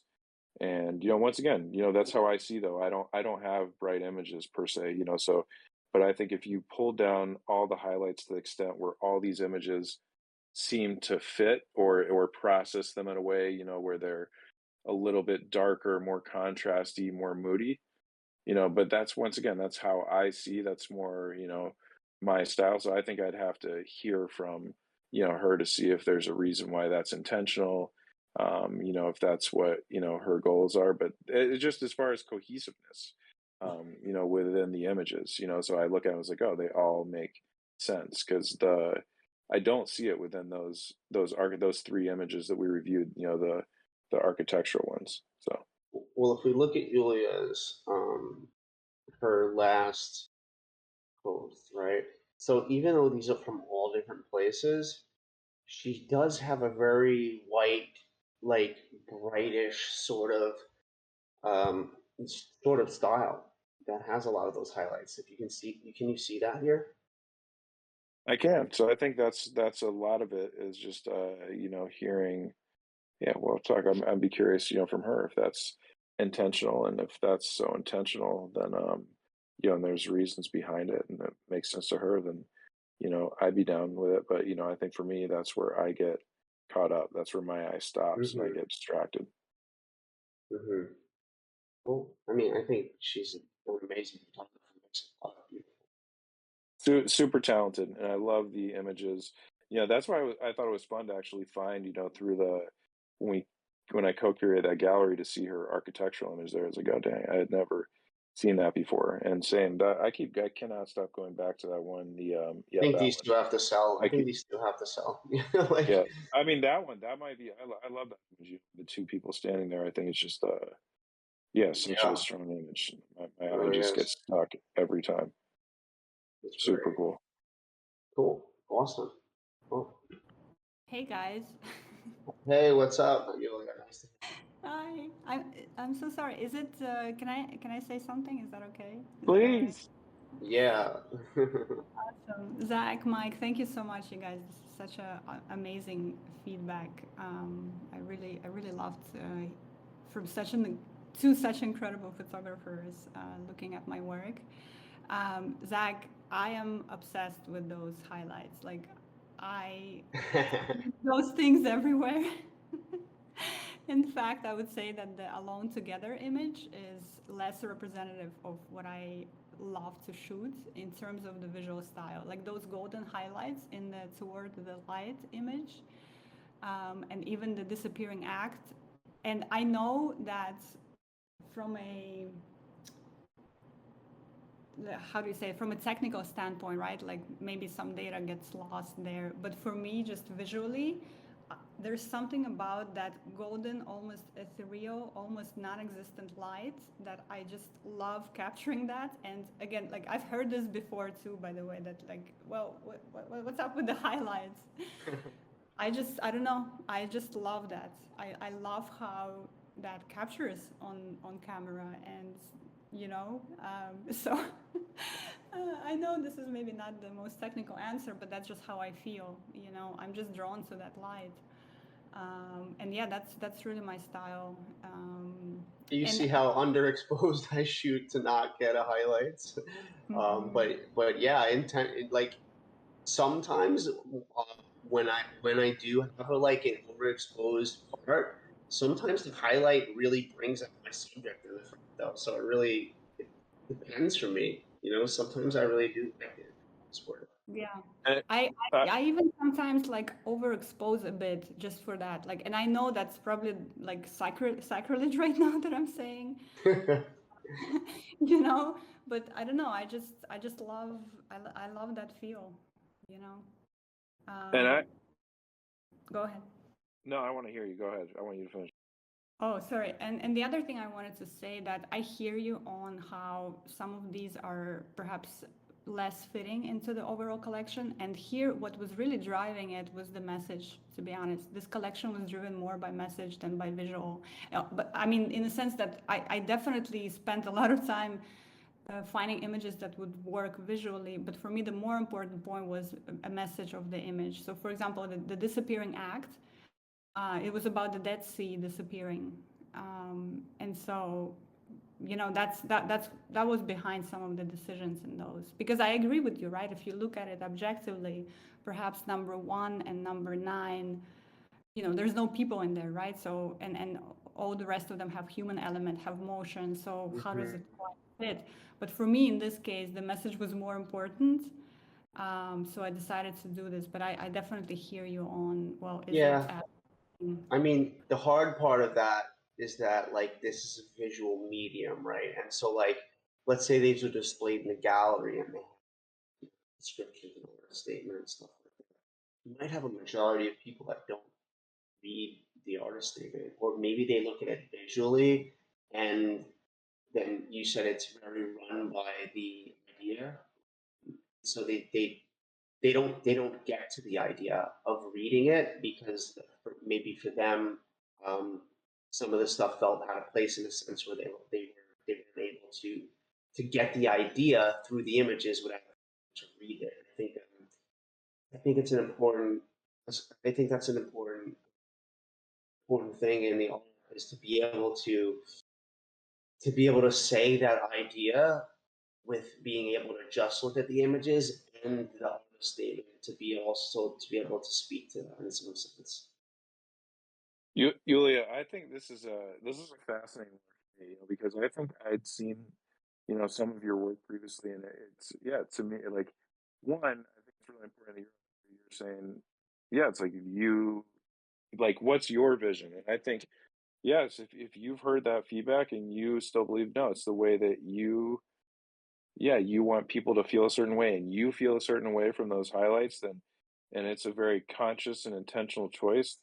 I totally stand by that. And I think also just realizing there are certain people and I think I'm working on the opposite of, rather than being so damn technical, I'm trying to move away from that a bit and just solely focus on, how I feel when I view an image. And, I know for myself though, I do get confidence and look at some of the other images. If we're just speaking objectively in some of the other collections, yeah, I notice these super bright highlights. And for me, when I view it, from my perception, some of that does not, at least my first impression is that does not show experience per se, but it sounds like, and then I saw these architectural images and they're so damn intentional, they're so on point that it's like, no, I don't know about that. Like this, when I look at those three architectural images, those may not be, what are close to your vision, but like I see you through those. When I see those, I was like, okay, I see somebody who is not somebody who just picked up a camera and happened to get lucky and capture a frame. That's somebody who's very Yeah. intentional about how they see. So I think that when I see these images with the extreme highlights, I got to take a closer look, but I just get really caught up. And for example, like you're talking about the story, if it doesn't hit me in the image within the first split second, I don't even really get to the story. So I think that Mhm. for me, an image that has the story, but also has all of those technical elements are the ones that I think are the most powerful, like in architecture. Some people that have stuff that are just they have just having both, if they might have, or street photography often has the composition, but I feel like some of the way it's processed, I'm like, I don't know. So super fascinating. I want to take a closer look at your work and within those highlights, because that might make more sense to me, and that's why I wanted to ask you. Because it's Yeah. like some of your work is so intentional that it felt like, it's like maybe this is just how Yulia wants to express herself, and clearly some of those Emma resonated with that image, and that's the one she collected. So I think it's important to, once you do know and appreciate your own vision, I think that's okay to be unapologetically yourself. And, so long as, like I know for myself, when I heard image critiques, I think for me, the ones I took the most seriously are the ones I kept hearing consistently. And I think that if you've had, that is something to consider though. If you keep hearing the same critiques from multiple people, is definitely something worth exploring. But once again, if you hear those critiques and you still disagree and you go down your own path, like power to you. Yeah, and understand that this is completely freestyle right now. Like I didn't with Zach before this. Like I just said, hey, you want to do this with me? But a lot of the co-hosts that I have, like we normally like look over all the images together and talk about it and stuff. So I found it interesting that like I opened up this one and he curated this in a gallery. Then I opened up this one and this is like one of the strongest pieces for me and one of the strongest pieces for him. And that's not because we talked before this or anything at all like that. It just happened to be that way. They feel like to me too, like very intentional.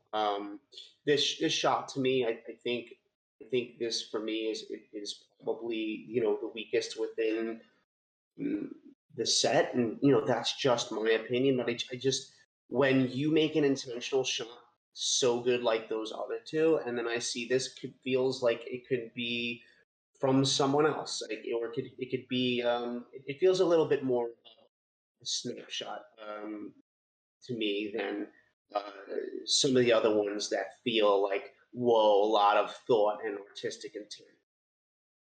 Be more, be my biggest I've, critique. I've spoken to Mike about that, like within his work. I think when he's capturing people, the images that I'm most drawn to are the ones, so if he gets somebody like in a slumber, they're dazed out, it's like he can kind of be wherever he wants. But if somebody's engaging with a camera, the ones that I like the best are the ones where he's already framed up and then he just catches that moment where they just kind of look up. So it's like where it just feels so intentional. Mhm. So, I'm not sure how that applies to, your collection, Yulia, but as far as, Mike's concerned, he's talking about intention, and maybe that's why I do love the I think architectural ones where you do have people in there as well, because it's like you got this frame and you've thought about the frame, and then it's like you just also somehow were there when that art, like it's like you intended that frame and then that beautiful moment happened. So it just seems so intentional. find what you're actually talking about. It's like I think a good example is that like reflection one where the guy the guy caught me in the window with all the reflections, but it was just a moment that I already had the camera on him. Or even this kid here, like where I already had the camera on. It's just like blurry right now and it's fixed there. And then that gaze. But if somebody's already looking at me and then I put the camera on them, it's like then they react to what is this guy doing? I think that's what you mean by that intent. So yeah, so they see that intent in some of these structural But cool. I hope that was a good critique for you, and love looking at some beautiful images. Yeah, thank you both. And yeah, fair, Zach. All your points are fair. Yeah, I'll leave it here because there's so much more work for you guys to review. And by the way, Mike, matryoshka is the word that you were looking for, the Russian doll. Matryoshka, yeah, a couple of And them. it's They're cute.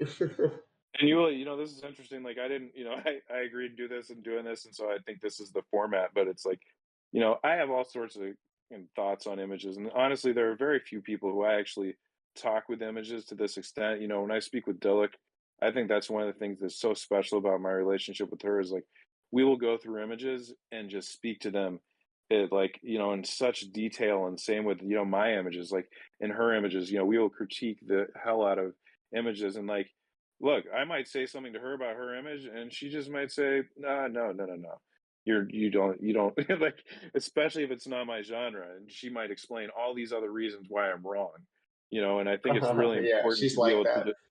to defend your position. And same, she might look at an image that I collect and just tell me it's wrong in every way, shape, or form. Not usually, but it might be. And so I think it's a really healthy thing, I think, to be able to get feedback from. It's like I think you got to be careful about who you're getting your feedback from, but to get feedback about your images and to be able to talk images. And I think for me that's been one of the coolest things about the space. But I think that this sort of dialogue does not happen very often for me in like the public view, because I don't think people usually want to know. I think people, when they send my images or send me images in their collections, they just really want to know, do I, will I collect that? What's the feedback as far as, but like, it's not really. And then like once something's been minted and it's sold, like, I don't know that there's much point in me going through and kind of dissecting it. So, when somebody sends a collection and I look at it and they haven't minted yet, that's another story. And I'll be completely honest, but I don't think there's enough discussion like this within the space. And I think it's also important to realize it's like, yeah, you might get feedback from somebody, and you don't have to take that as gospel at all. And I love that, if somebody's so confident in their work and in their own vision that they can tell somebody, that they can hear that feedback and not even be bothered or fazed by it, or just hear it, absorb it, and still have their own opinion and vision about it. So, I appreciate you coming up here and, putting yourself out there, and then kind of, explaining your vision. So maybe we can also talk more down the road. I Yeah, think I love that, Zach. Yeah. Oh, sorry, Mike. no, it's okay. I was gonna say I think that we're the only ones doing this in space. To be honest, I think that I don't know any other um, photo like critique, looking at people's collection, helping them cull it down, talking about the overall vision of it, descriptions, properties. I think we're doing that at MetaJungle here, but anyone else that's doing that in And space. Zach, oh, sorry, Zach, I agree with you 100%. I think there needs to be more conversations like that. And I'm very grateful for this conversation. Yeah, I have, like, I'm drawn to that light, so I'm going to continue doing it, even though it's maybe not, As you should, yeah. yeah. And I But love that. And I love that, maybe when you're going to be creating, you're going to be thinking, it's like, also like you'll be thinking about this whether you want to or not. I And, absolutely will be. I will be like my next shoot. I will be thinking about that for sure. yeah, and you're going to have to make that, that conscious choice. And I think for myself, I have a hard time, when I'm in all these spaces and, people come up and just like all I hear is this is the most incredible image and there's no genuine feedback. I don't find that to be particularly useful. And, at the same point, like I get it. If an image is already out and it's already minted, then it's like, yeah, I don't know like, I'm not going to sit here and critique images for the most part that are already sold, or that if they haven't been sold. And I think that's the challenge. I've been thinking about this. I do think that that's one of the challenges with minting editions without intention. So I've been speaking with some different artists, and like on Tezos, look, if you mint a one of one and it sells, great. I think you've helped yourself. And maybe if the image isn't strongest, it's on the blockchain, but hey, it's sold. I think that as far as your value, your brand, that helps. if you mint an edition and it's problematic and you just minted a bunch of editions without even thinking about it, then they're already sold and there's nothing you can do. You could burn some of it, but that image exists forever. So I do think that, that is one thing about Tezos that I'm noticing is like people are minting all these editions. And it's like, man, if you're not being thoughtful about what you're doing, you now have all this work, you can't burn it. You could burn, if you have, supply issues, you could burn it. But I think that editions are an incredible tool when used properly. But just the more I think about it on, for example, on Tez, and I know this is off topic, I think it's yeah, you put yourself in a tough position because basically somebody buys one edition and then it's like if you end up getting that feedback, it's like, I don't know, I might take care of this. There's nothing you can really do. So I think editions are a powerful tool, but in some ways, I think people are shooting themselves in the foot on Tezos and the way that they're treating editions, because I think, if you put out one of ones and then let's say, people put it out and then you have feedback and then it's like you agree with some of the feedback, you're, all right, maybe I can burn some of these, rethink some of this. You can keep the stuff that's sold, obviously there's benefits to that, but the stuff that's unsold you can kind of rethink and reformulate. Whereas if once you've sold an edition or two, you're stuck with that image on the blockchain if you weren't intentional. So I know that was a bit of a tangent, but it was just a realization I kind of came to last night having a conversation with someone.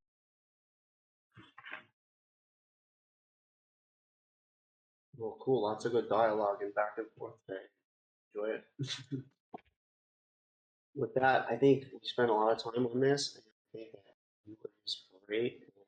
Hopefully, we get more eyes on one collection of hers now, since she's got her edition collection in the spotlight. But yeah, maybe take a couple of these images and post about them and talk about them and say, hey, one of the ones I've been seeing, one of the ones selling lately. So, and I think 0.2 is a tracker, especially on the pieces that I really like. I'm biased, but yeah, cool. Thank you. Thanks for coming up. Especially, it's always great when we have the artists and they come up here and speak with us. That's Thank you so much, friends. yes, absolutely. Cool. So move on to the next collection here. This is called briefly New York. Briefly New York, and this is Scott. Yeah, Scott Smith. And so let's take a read on this. During a brief visit to New York, I saw some sites there were new to me, as well as some that had familiarity. Not only did we do a tour of Manhattan, but we were also able to visit points on Long Island. Through various types of media, we all have an idea of what New York is about. But to really get a sense of the city, you have to set foot there. I encourage anyone that has the chance to visit to go and to do so. Hopefully, this collection gives a small taste of what New York has to offer. Each piece is an edition limited to 10. Okay, cool.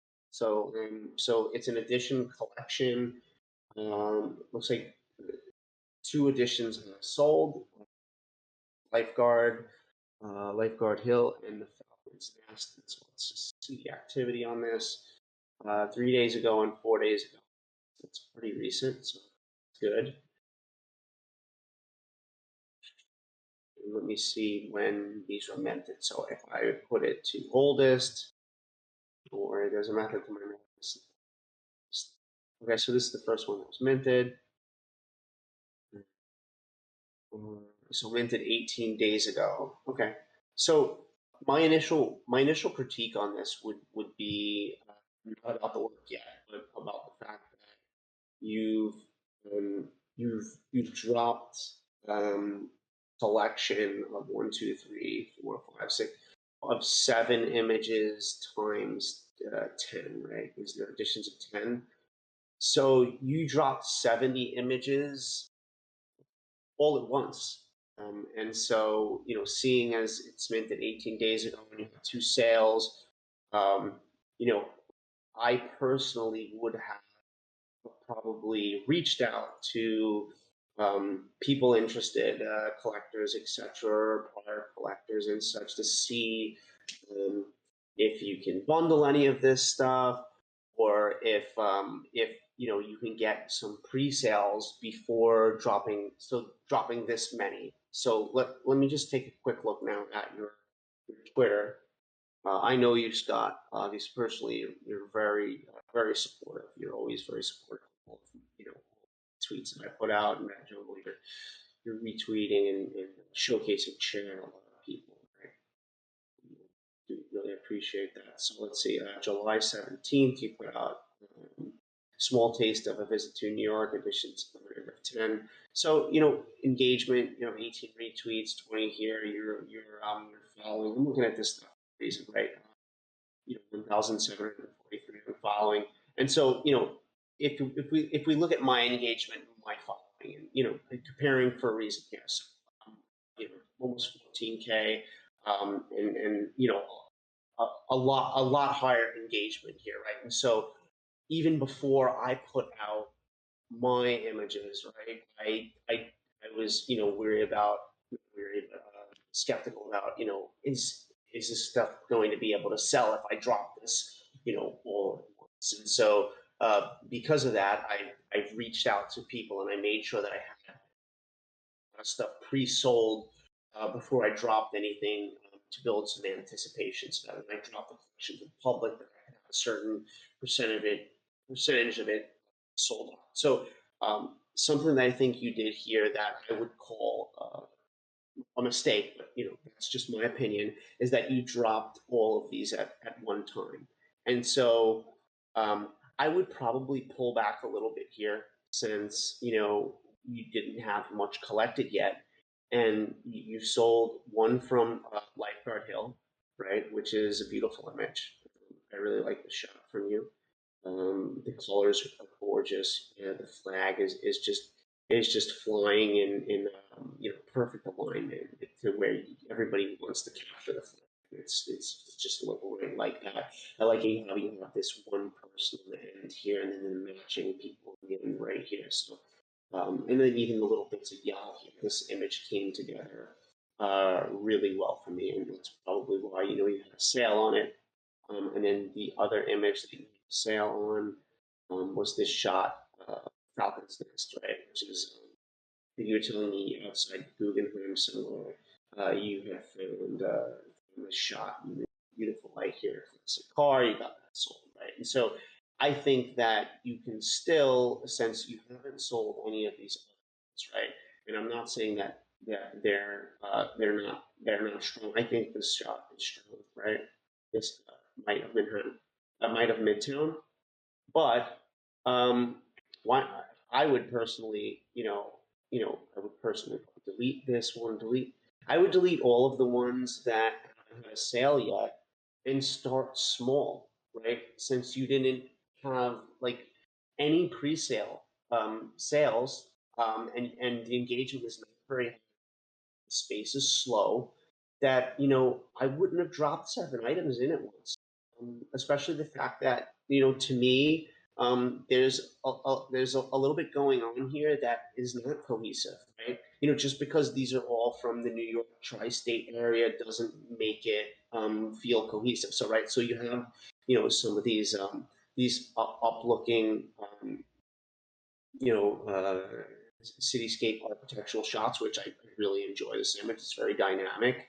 And then you have an image like this, which is probably from like Long Island, right? As you mentioned, Long Island. And this is moving into like this like very saturated greens and blues landscape shot, which doesn't, for me, fit within a collection. So I think you did a couple of things here that I would have just done a bit differently. And so at this stage now, I would peel back the ones that didn't sell, and I would just focus on the ones that did. And so it looks like these kind of have a similar vibe. The ones that have a sale, right? The Falcon's Nest and Lifeguard Hill here, they have more of this sort of desolate, calming feel to them, where the cityscape ones are more sharp,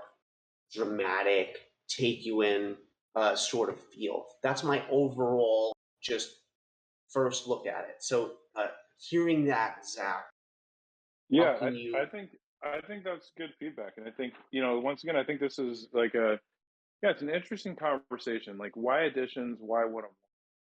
And collection of editions per se. And I think the one thing I'm saying, like, I see Lifeguard, and I know that's minted, but once again, like, why not pull that into light? Like, it's too late at this point, and most people, like, they'll sell it out. Most people don't care or notice. But when I see that image, all I can think of, click on that one. Like, you go to that, like, why not use those little lines in Lightroom and straighten out those two sheds, so that those, it's like, I can't see past that. So for myself as an architectural photographer, I would probably not collect it based on that reason. And then once again, I think I'm very particular in that way. And I think other people are going to look at this, they're going to feel a certain way, and they're not going to do it. And so I think you'll do fine with this image. It's a strong image. But once again, I think that's a little thing you could do so that people like me that are super technical in nature, I think it would enhance the image, and it's like, it means I'm not going to get caught up there, so I think anything architectural, that's the first thing to do, is just to make sure that those lines, if it's like this, and that's how it naturally is, it's like, I think that's how you would see it. You wouldn't see it necessarily like this. That's just my opinion. And then go back to the other one that sold with the car. Before I do that, let's do a quick lesson in this, right? I'm gonna right click save, right? Because I don't know how to do what you're talking about, because the horizon line looks completely straight to me, right? Okay. But the shacks don't line up. So Okay. Yep. let's pull it up in Lightroom, right? So Okay. today's an interesting AMA because we don't normally go into Lightroom. So I can just go to import photo and video, right? And I can just import that shot that's on my cluttered desktop somewhere. Wait, that's pulling up like 4,000 photos right now. No, it's not new desktop. Why is it pulling up everything? You can do it if it's easier. You can just pull up any one of your random images, and I can show you how to do it using the transform tool. So look at that one. Okay. So go to. I don't know. Let's go to, well, I don't know. Sure, you do that one. Perfect. All right, let me bring up the exposure a little bit so people can actually see the photo, because I think it's a little underexposed or something here. And bring up some. Okay, so here, is this So close the this looks a little that crooked to you? Close that basic tab. It does. Well, I know how to move this part, right? I know how to do it. Nope. Yeah, don't do it. Don't do it. All right, Go to basic. Just close out basic. Close out that left triangle. Okay, by basic. Okay. Close out HSO. Close out effects. Close out calibration. All right. Go to transform.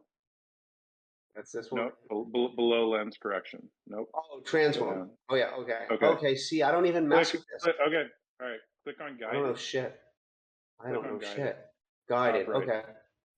Now click on that top left icon that just disappeared, I believe. I think that's right. Over here? Yep. Okay. So I think you already chose. Okay. Click on it again. All right. So now choose that. You want it to be this? Okay. Now choose. I think so. Choose that line. See up left, the window line, left window line. Let's say up, to the right. There? Nope. We're correcting in verticals. So see the left window. Okay. So perfect. Here. So click and hold down, and then go all the way down to the bottom. Click and hold down until you get to the bottom of that window. All right. So choose that straight line. Exactly. Click down here. Let go. Let go. Now go to that right side, the right window. Oh, okay. This one right here. Yep. Exactly. So choose it. Click, hold down, and then. Yep. Choose it. Boom. So that first and foremost, like, what an easy fix. Now hit done. Well, it did something. Done. Boom. So you did that. Now here's one other thing you can do. So you can just correct the verticals, and you can see they're still slightly off, but you can always go back in and you can, so click on that tool again on the left. Once you're in guided, that little, yep, see they're there. So now Now if you grab one of those, horizontals. but yes, so you can do horizontals as well. You can do up to 4 lines. You can do vertical or you can do horizontals.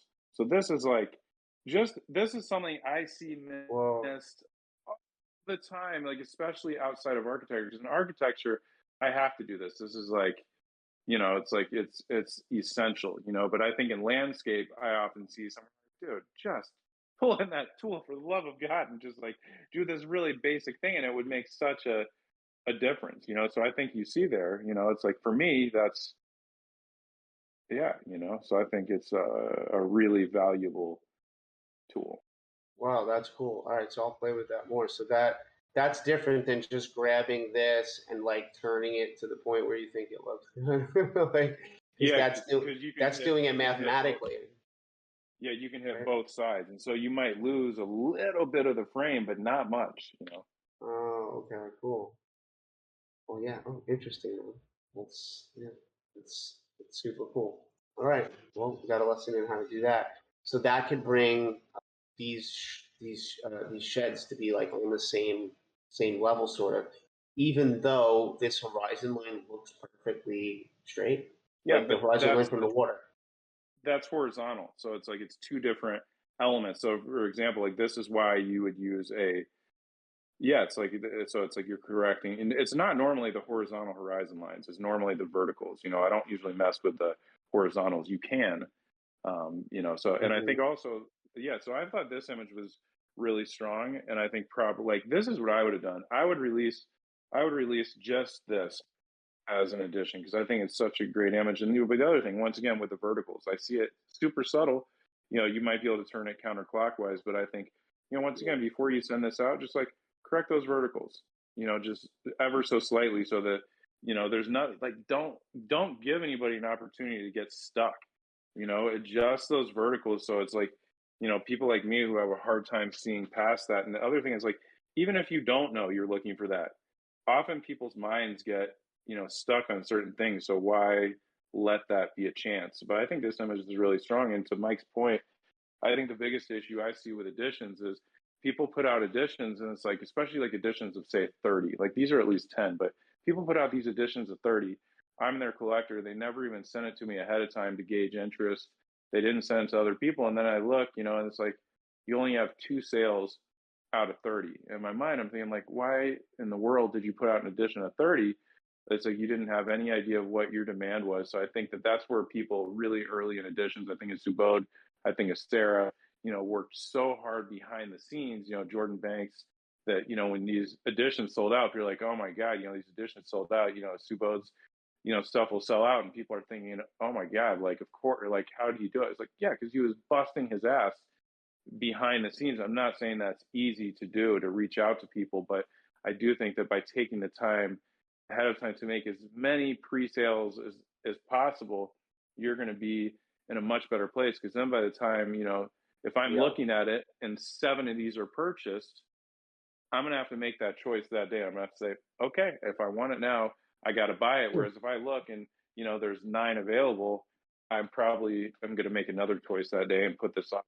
And if I keep looking, it never hits that. So I think that trying to get, to the critical mass as quickly as possible is super helpful. And if you have a small edition, it's a lot easier to hit that. And yeah, it's like by putting out all this work at the same time, you just add a lot of pressure to yourself. Whereas Mike, I think your drop has worked really well. And I've seen these different drops by releasing in, these little batches. You can kind of work with your mini market to make sure that you're in a really healthy place before you do the next drop. But I think, once again, going back to Tezos, I think a mistake, in my opinion, people are making is people are putting out all of these editions, some of which are not their strongest work. And it's rather than do that, I would put out your strongest work first and only and see how that does. And then it's like, at the same point, if you have other work that's just as strong, that's different, maybe that'll serve a purpose because somebody wasn't going to collect that image, but they collect the other. But I agree, just being mindful about how much. And then as a collection, why does this stuff all go together? I agree, just looking at it like that,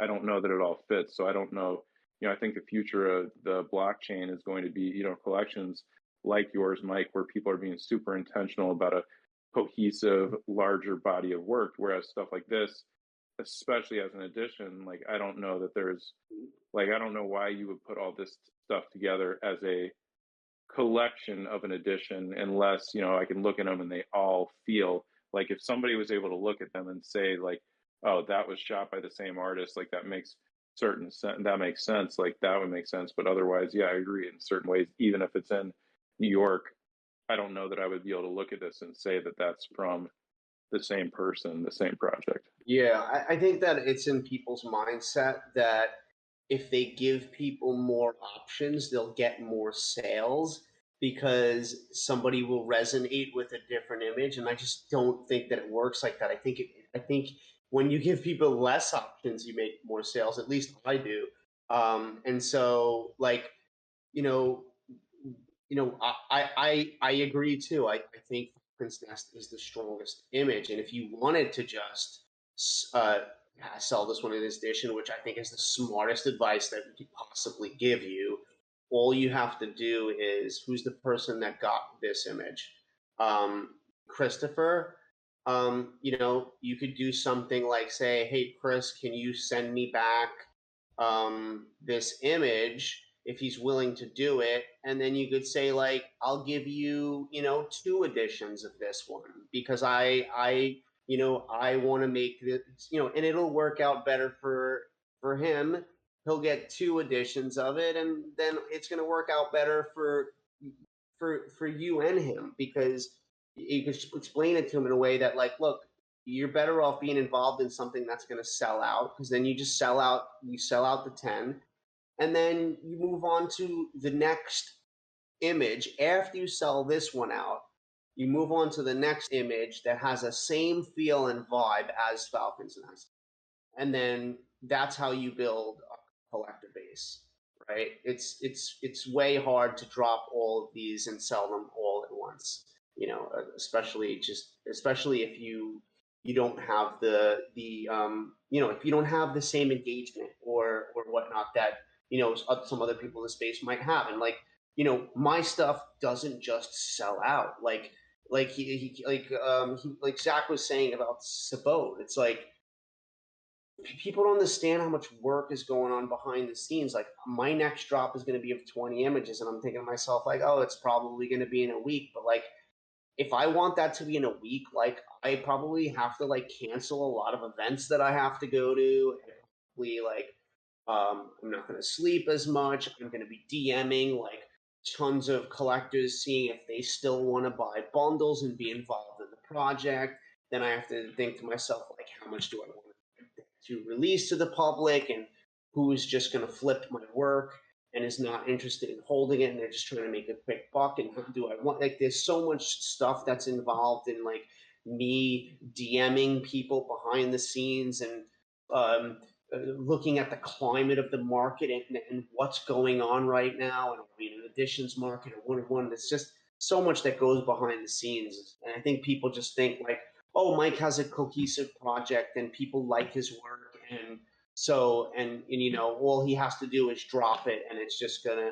No, I could flop the shit out of my project, and I know that, so I have to be super strategical, like behind the scenes, and there's a lot that goes into it. So I think pre-selling some of your stuff to create anticipation, and have a collector base and speak with collectors and know what people want and stuff. It's huge. And so yeah, I think that's all the advice that I could give on this, outside of also add your important properties, artist name, right, edition 10, and those are the most important, at least that I can think of right now, because this is the metadata for the blockchain. This is the future metadata for the blockchain, and the current, I believe, metadata for the blockchain. I do like what you're saying, Mike, about just coming up with that idea, potentially reaching out to that collector, and let's say, yeah, if you make some modification, then yeah, say you give them to. Just there's so many ways to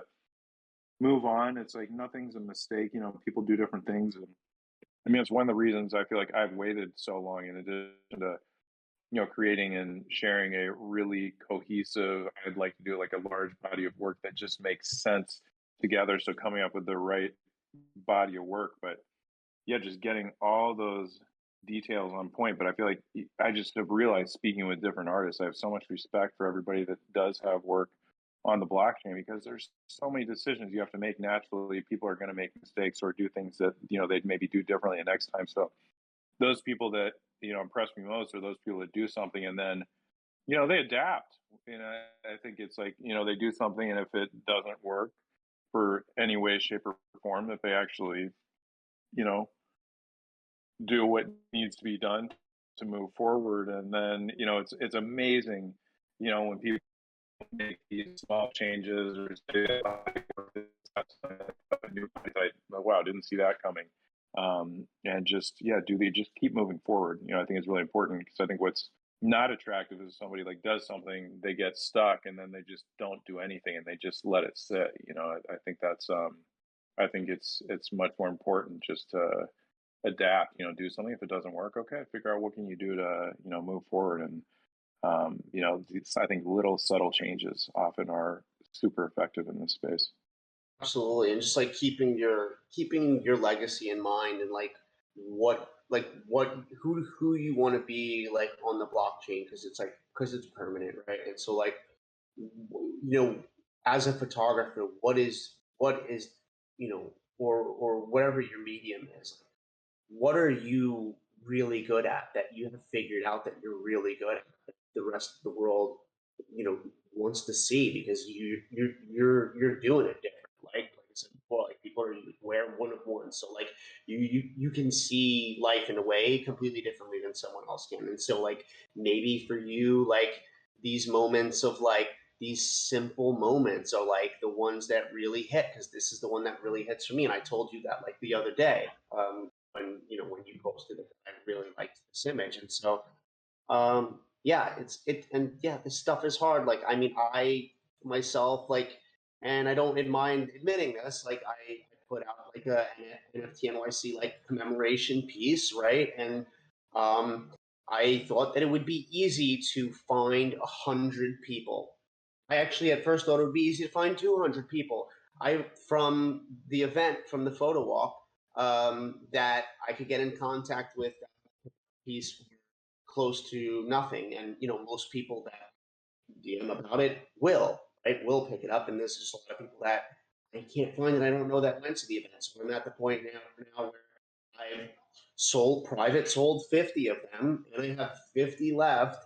And it's very hard, because I have to find 50 private sale people now that I want to give to, because I don't know that I want to publicly list it at 0.02 or whatever, this really low price that I did for a commemoration piece for the people, where I'm donating half of it.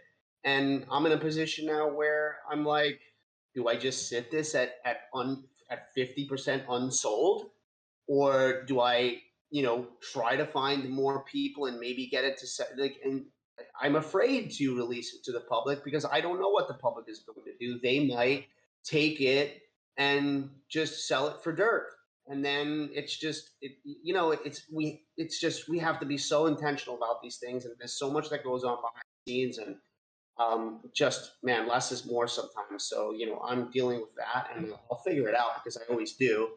But yeah, it's just have a lot of intention, and start small. Just go small, and build from there. That's all that's my best advice.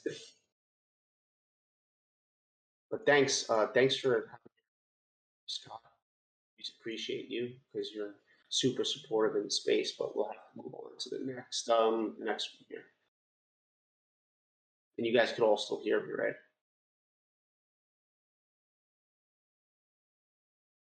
I didn't rug. No, we can hear you. Oh, okay, cool. You're good. All right, cool. So so the next collection here, this is The Way We Build, and this is from Frankfurt, which is in Germany, and this is by Roberto. Read a little description here.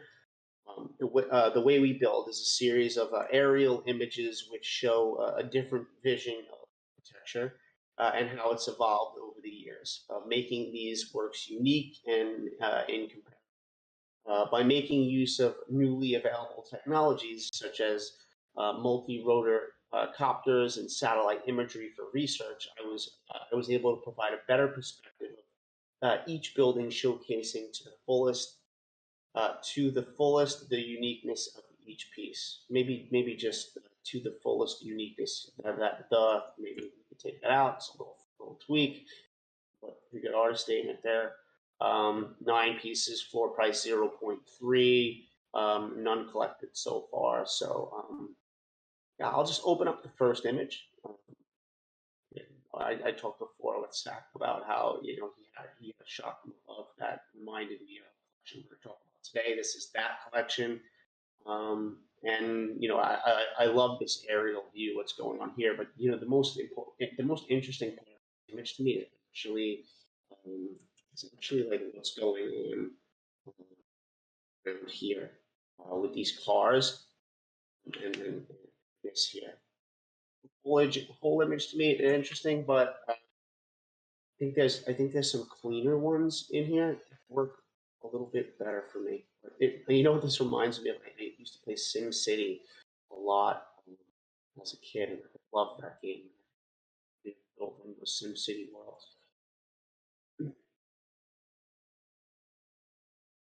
So this shot is this shot's very interesting as well, right? We got the highway up here with cars, the trees here, and then I feel like the subject is definitely more in plain sight in this image, right? Like it's clearly for me this building that's got this interesting architectural, top down view that's like looks like an H almost with these lines coming through, and this is way more up your alley than mine, Zach. So I should probably speak less and you speak a bit more, and then speak on what you have to say.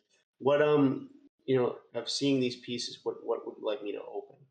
Do you have this open on yours as well? Yeah, I just like to see more of them. So I think maybe just show a couple more in the okay. be a comment.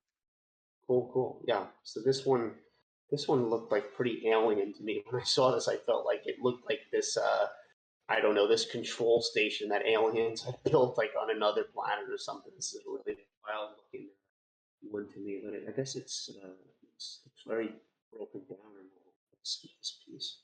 Take a look through some more. Man, gosh, I wish this was just like a collection, just so I could click through them and not have to click back on every image. I think Foundation will get there soon. They have made some improvements as of late. It's going slow. This one's looking really clean to me, even before I open it.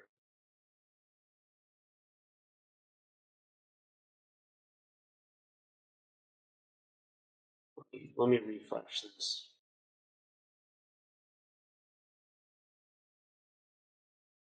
Why is that a thing that we can't just go through image by image? Let's say an OpenSea or Foundation, you gotta like click in and out. You can't just right click with an arrow. It's got to be such a simple coding. I mean, these people are like operating in Web3. Like, can you imagine the amount of hours that humanity has been wasted on this simple feature? It's a lot. It's a lot. I know it's a lot in the AMA for sure. I don't know. OpenSea's having a little bit of an issue right now. Give me a sec. That one wasn't letting me open it all the way. So like, click this one and see if this lets me. I want to see the more. This work's meant to be seen large. I mean, I can see this. I think that my first general feedback is, compositions are interesting. Like, are these all shot on overcast days? And, are there like this one? I think that the composition is like, that might be one of the strongest actually. Yeah, it's strong. I can't open it large though for some reason. It doesn't have that arrow anymore where it lets you open it big. It feels intentional, but I guess for myself, I'd also want to know, how can you So you got the frame, how can we bring this out, so that, the elements you want to the eye to focus on, really stand out, so once again, I don't know if that's, with the curve, the right side of the curves, just like, or, the whites and whatnot to really just bring out those highlights, crushing the black somehow, something else, bringing out, once again, Michael Sadowski, because I think his work and his post-production, his intention are so good. Something he does is he makes those areas, so it's like in addition to your eye going to the brightest area of an image, your eye will also, it seems like, but like he uses warmth versus coolness to have your eye focus on the parts of the image you want. So not only are if you look at his images, the areas where there's these highlights where he intentionally brings out the light so your eye goes there, they're also warmer. So he basically makes the parts of the image that he wants you to view, he makes those warmer, and then he makes, the rest of the image cooler. So it's just another way to create contrast. So I would just see with, some of these, I feel like there's maybe some different ways that you could do to, bring out the compositions in which you've created. Telling you, I did a post-production workshop with him. It's like, my God, super talented. I see what you mean here. These see those areas are warmer. Yeah. So it creates this natural sort of contrast. It's just one more tool, and I think that once again, talking about just understanding how people see, so once again, you see that, that building that was there, that was warm, and so, but look at the contrast in these images, so in addition to the frame, the contrast, there's contrast in color, there's contrast in light, there's contrast in every way. So, it's more than just getting your composition right. And it's like, you don't have to have the exact same aesthetic, but same here. You see exactly that. It's like, not only did he add light to that particular point, and, you like, look, we all know where your eye goes there because our eyes all go to the exact same place. And so what he's done is there's this contrast in, warmth as well as in, in multiple ways, and see how the rest of the image is cool. You cannot help but your eye go to that one point. You can't help it. This is why I can't. I'm sorry. This is why I can't stand GM, because everybody's just saying GM on this, and I would probably go in depth on talking about how amazing this photograph is. And when I put GM, usually no one talks about my photo; they just say GM. So so I think for me that's what it is. Like when I see the colors on this collection that we're seeing, it's like some of it seems muddy, brown, but a lot of that is it's it's really hard with a drone. That's one of the things I challenge with. It's like this composition is so good. I thought that like that's one of the strongest images. Yeah, we talked about it before, but figuring out ways in local edits to bring out the elements that you want people to see. So rather than just seeing this entire image, looking at this image in your mind, circling the parts of the image that you want the focus to be on, and potentially, bringing out those elements. Because I think for me, I'm very distracted by the brownness in these images, and I think it's like, that's naturally part of the season or, what's there. But I think for me, just figure out ways to play with the color and the light in order to bring out the temperature. Yes, and maybe it's a little because the blue, because roads aren't that blue though. Like I know the road is not that. If you were to take the eyedropper tool, like and click a neutral area, like this white area, like I don't know if people really miss the tool. I'm sure let's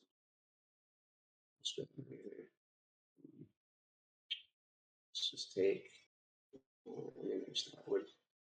Okay, so if you just take like the eyedropper tool and you click like a neutral area, so a neutral area in this, would you say it's like around here, something like that?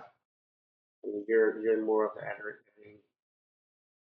If you click, it change. See how it just changed that?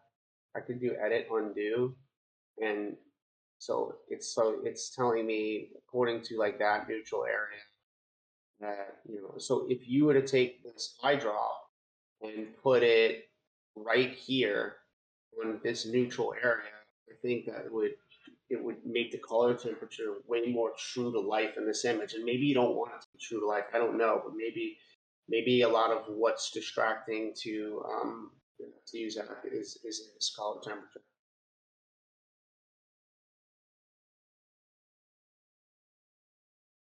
Sorry, I hit the wrong button. Yeah, I just think there's a lot of I think some of it is obviously it's the global edits I'm describing, but because basically if you look at this, you want those highlights to increase. It's hard. Drone stuff is really hard because you're working with limited information. But if you look at this, he wants, I would say, you want some of the highlights to increase, but not on that white rooftop. Yeah. So I think that that's maybe the challenge. Like you got to combine the global edits with the local edits, and then saying like I just think there's a lot of brownness that ideally, it doesn't like it just kind of I don't know what the emotion is that draws out, but it's it's just kind of it's brown, So I think that's for me. That's where I kind of get caught up. Whereas if you saw this, there was some more life in it. So that's all. I don't know if it's like it's just like a dreary day per se, which is totally okay. But I think just being intentional in the edits and figuring out how to best portray whatever emotion it is you're trying to portray. That's where I would go with this because I think the compositions are strong. Definitely mindful. I think that one on the right bottom right. Good. Yes. This one. Bottom right. Yeah, I think that's. Yeah, I think that's. I think that's a strong. Yeah, and the trains coming through too. Yeah, I think I'd work with this. I think this is the one I go back and post, and I'd like see what I can do with it because it just a lot of it seems flat, and we talk about this with some of the other work. Sometimes stuff's oversaturated. This is not.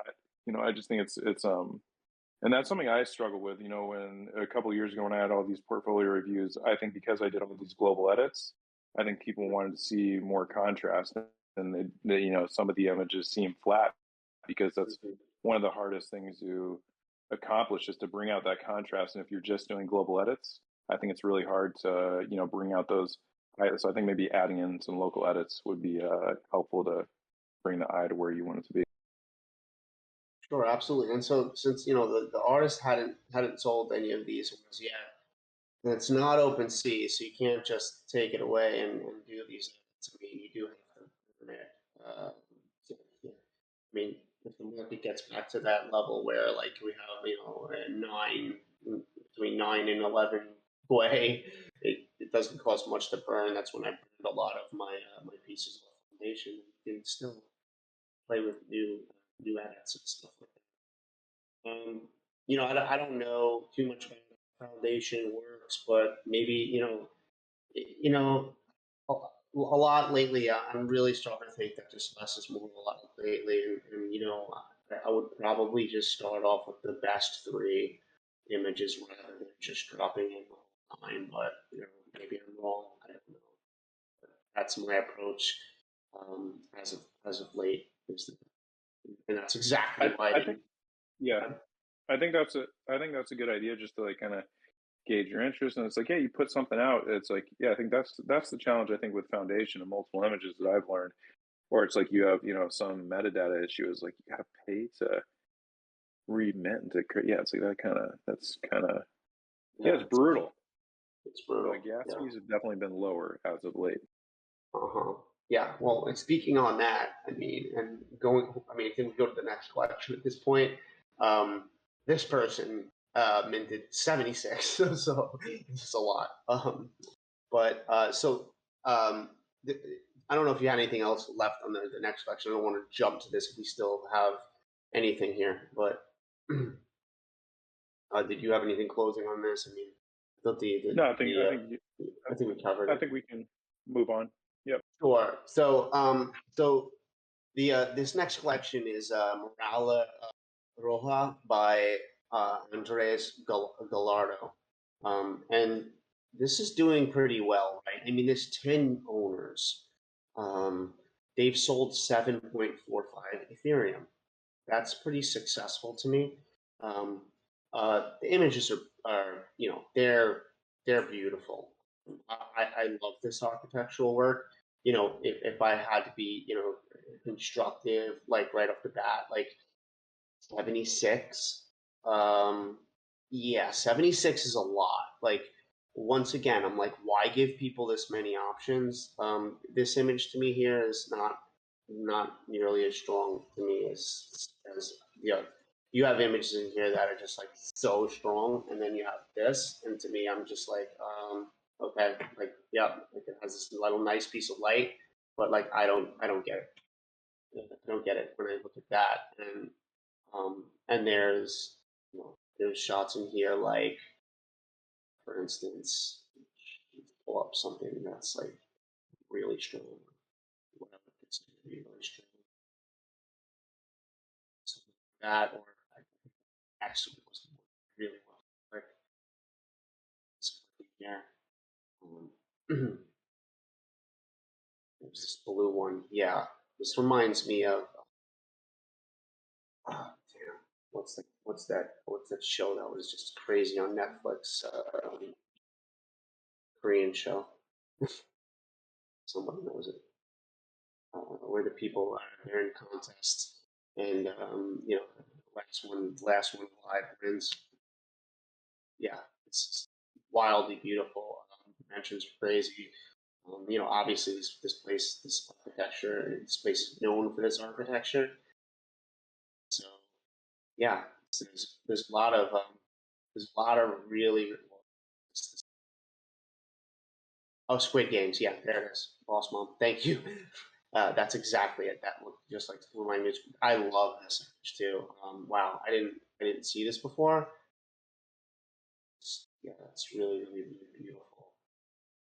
Because you could see the steps in there, and the steps drop off, and it's really, really beautiful stuff. But it makes it hard when there's so much, right? Because it's like, what do I open, right? That's gorgeous too. Very, very simple. It's calming. Yeah, I see this, and look, my first and foremost, I'm like, yeah, I see that sort of sales and ETH, and this sort of large cohesive body of work, and my first thought is just to say kudos, because we all know that is not easy to pull off, and also obviously just when I look at these, it makes me want to go to this place and capture images Amazing. Yeah, amazing. and see it. So I think it's overall like what sort of feat they pulled off, and body of work, and then I think it's just a matter of, I don't know, maybe eventually this stuff, I don't know what the sales look like, but yeah, it's fantastic. So I think figuring out how best to move forward, and I think that Oof.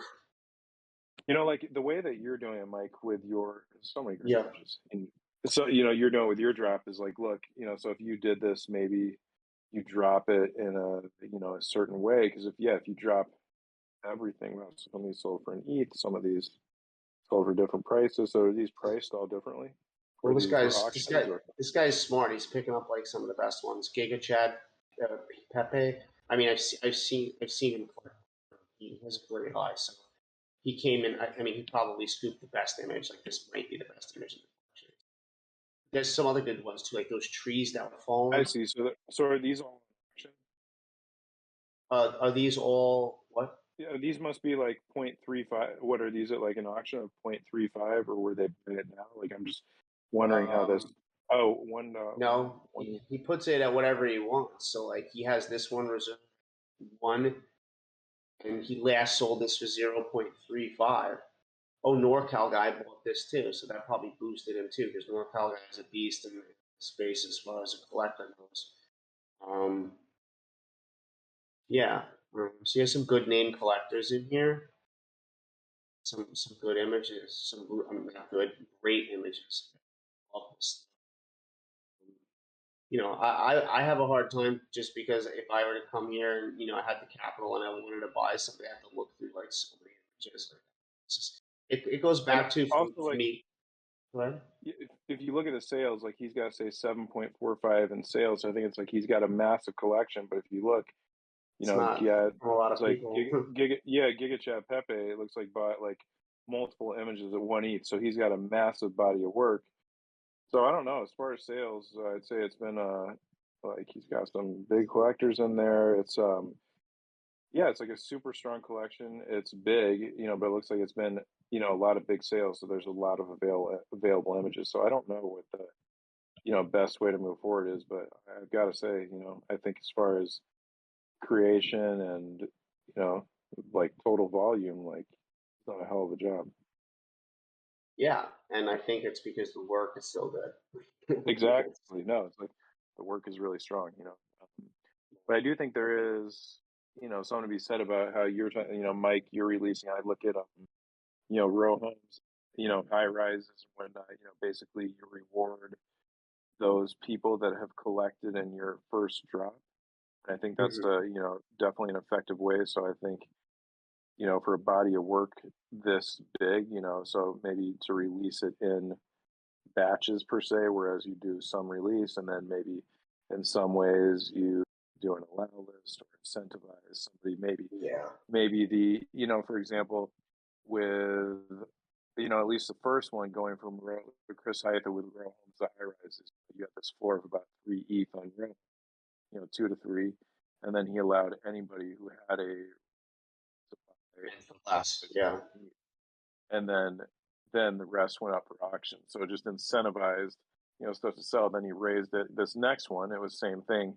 He raised it to 1.5 ETH, and for whatever reason, I don't think people jumped on the pre-sales and went for the the auctions anyway. But I do think this might be an effective way, with a body of work of this size to release in little phases, and that way you at least give some incentive, to those big collectors. Be like, hey, if you still like this body of work, you don't feel obligated, but I'm going to allow you to buy in for less than the previous people. And I think that Mike, you're doing that well with your drop, and just figuring out ways to sell out a large collection while maintaining a healthy floor price over time, and getting people to come in organically. Like, as the work, I know the work you're doing behind the scenes, and it's immense.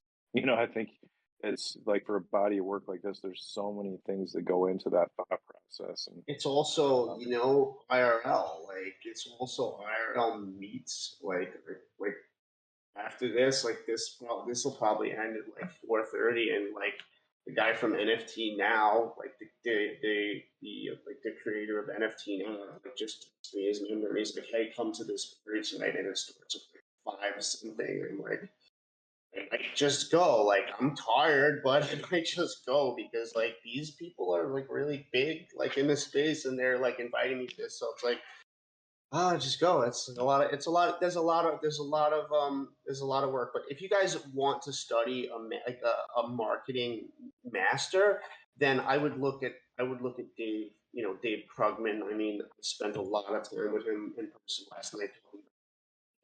He does it, and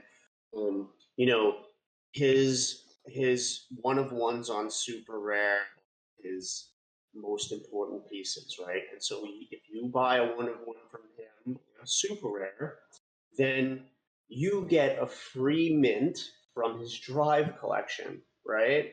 And so if you own from his drive collection, you get a free mint. Just gotta pay gas. A free mint from his drip drop collection. And so he has an ecosystem that feeds within itself. So it's like, I know that the 8 drip drops that I own now give me a gas free piece into whatever he comes out with next. And also what that does is his drip drop collection sold out really fast, because all the drive holders minted one for free.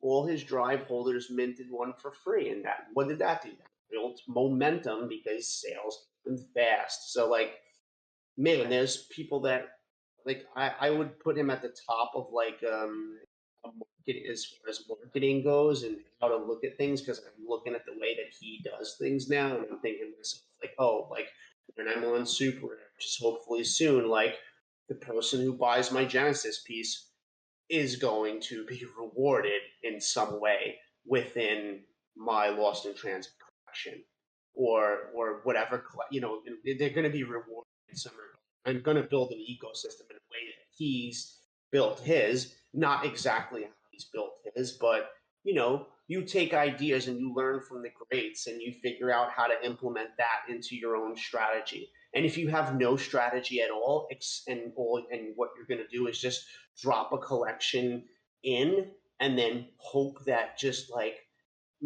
some miracle is going to happen where like people are going to come in and just buy out your collection. It just doesn't happen like that. It doesn't work like that. A lot of thought goes into this stuff, and it's like behind the scenes, I'm doing so much to get my stuff in the eyes of people on in the Web3 space, outside in real life, and outside of that, helping other people and such. So yeah, there's so much that goes into it. Yeah, I was gonna say I agree. You know, I think one of the big things I learned in NFT NYC and speaking with different people is so much like that's where this stuff all happens is off. Yeah, it's like it happens off of the public sphere. You know, I think that the private communication, like that's where all the magic happens. It's not like all these things that we see and we see all the, these incredible sales. It doesn't just happen accidentally. You know, there's a lot of stuff going on behind the scenes that, people don't necessarily see. And I think that the incentivization, especially to your and thought, to your original collectors is really important because it keeps them engaged, it keeps them excited. I keep going back to this edition I bought like by I Am Mota, and he's got this this image called Like a River, and it was his edition, and he posted 100 of them at point two, a while back, and then it sold out, and then he burned like 60 of them, because I think basically there were 41 people that collected. He burned the rest of them, and then it's like so the floor price went up, and so I just kept looking at it, and I kept looking at it, and then eventually I saw that floor price dropping, and then it's fair market. It was like 0.25. It'd been like 4 months. Nobody had purchased it. It was not trending. And I was like, I just want that image. And I was like, you know what? I'm going to pull the trigger. And then I think he saw it.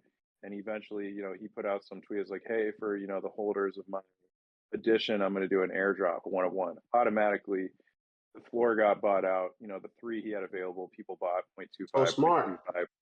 And then, he dropped this incredible image, this airdrop, that I like better than the original edition. So he rewarded all those people that believed in him, as well as like, somebody that sold the image, like, fine, you saw that image, you lose. And it made me kind of double down. So then it's, when another image of that original is like, I felt so appreciative of that airdrop. I bought another one, and now I'm looking at the other airdrop. I just think it's something about like, he was really early on in how he handled the market dynamics of an edition, as in he put stuff out, and then he burned the rest, just saying, fine, this is my, people who believed in me.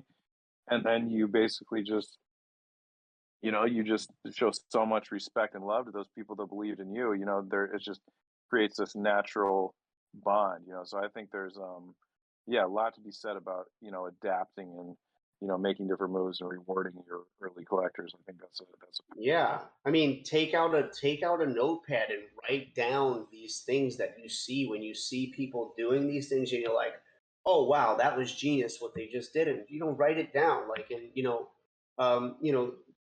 getting back to Dave again. I know it's like he was speaking at he spoke at Christie's, and he said, for him it's not just important for him to cement these relationships with people in Web3 in the metaverse per se, but he has like twice a month he has parties. So like this place Roberta's in Brooklyn, and he'll order like 40 different pizza pies, and everyone from the community, like he'll send a message on his Discord like, everyone come out to Roberta's, and he pays for all the pizza. Or he'll have, if he's not doing that, he has like a wine party, and all of his collectors come, and like I meet drive holders, I meet drip drop holders, I meet people who own his 1-of-1s, and I start sharing my work on the iPad and stuff. And so like for him, it's really important to like cement those relationships like in the metaverse, and then he also does it outside as well. So there's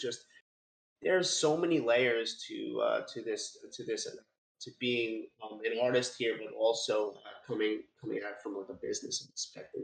And that's not for everyone, but take the things from different people that have intelligently done stuff in the space and have been able to be successful for it, because great art is just one small aspect of a much larger picture. And so I think with that, we can move on to the next section. Really great AMA today. They're really important. So, that's great. So I dipped out by accident. My battery died for about 60 seconds, but I'm back. Oh, it did. Oh, it's fine. Um, I was just talking about how just real quick how Dave cements the relationships from the people that collect from him by having 2 in real life events per month, whether it's a really great pizza place where he buys 40 pizza pies for collectors, or a wine bar, and he brings everyone together and we all network. And so like that's just another layer of like I wouldn't explain anything, but a relationship building. And so yeah, we'll move on to the next question. We have I think we have 2 left, unless I like jumped over something. Maybe we talked about squared. Okay, yeah, we have 2 left. And one of them is an addition, and that one will be pretty quick. So moving on to architectural frames, and this is by Riza Sinan. Hope I said that correct. And so architectural frames, well, one of one. Architectural photography. So let's see, look, one of one, priced at 0.05. So that's addition pricing for a one of one, just FYI. One of one architectural photography collection, 25 pieces in total. Every single photo in the collection reflects details of architecture and represents a frame.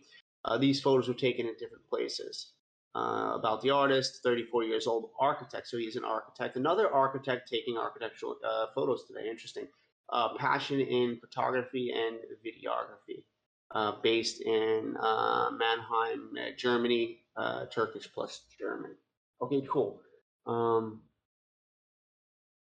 So basically his artist statement is really just, every photo reflects details of architecture, represents the time.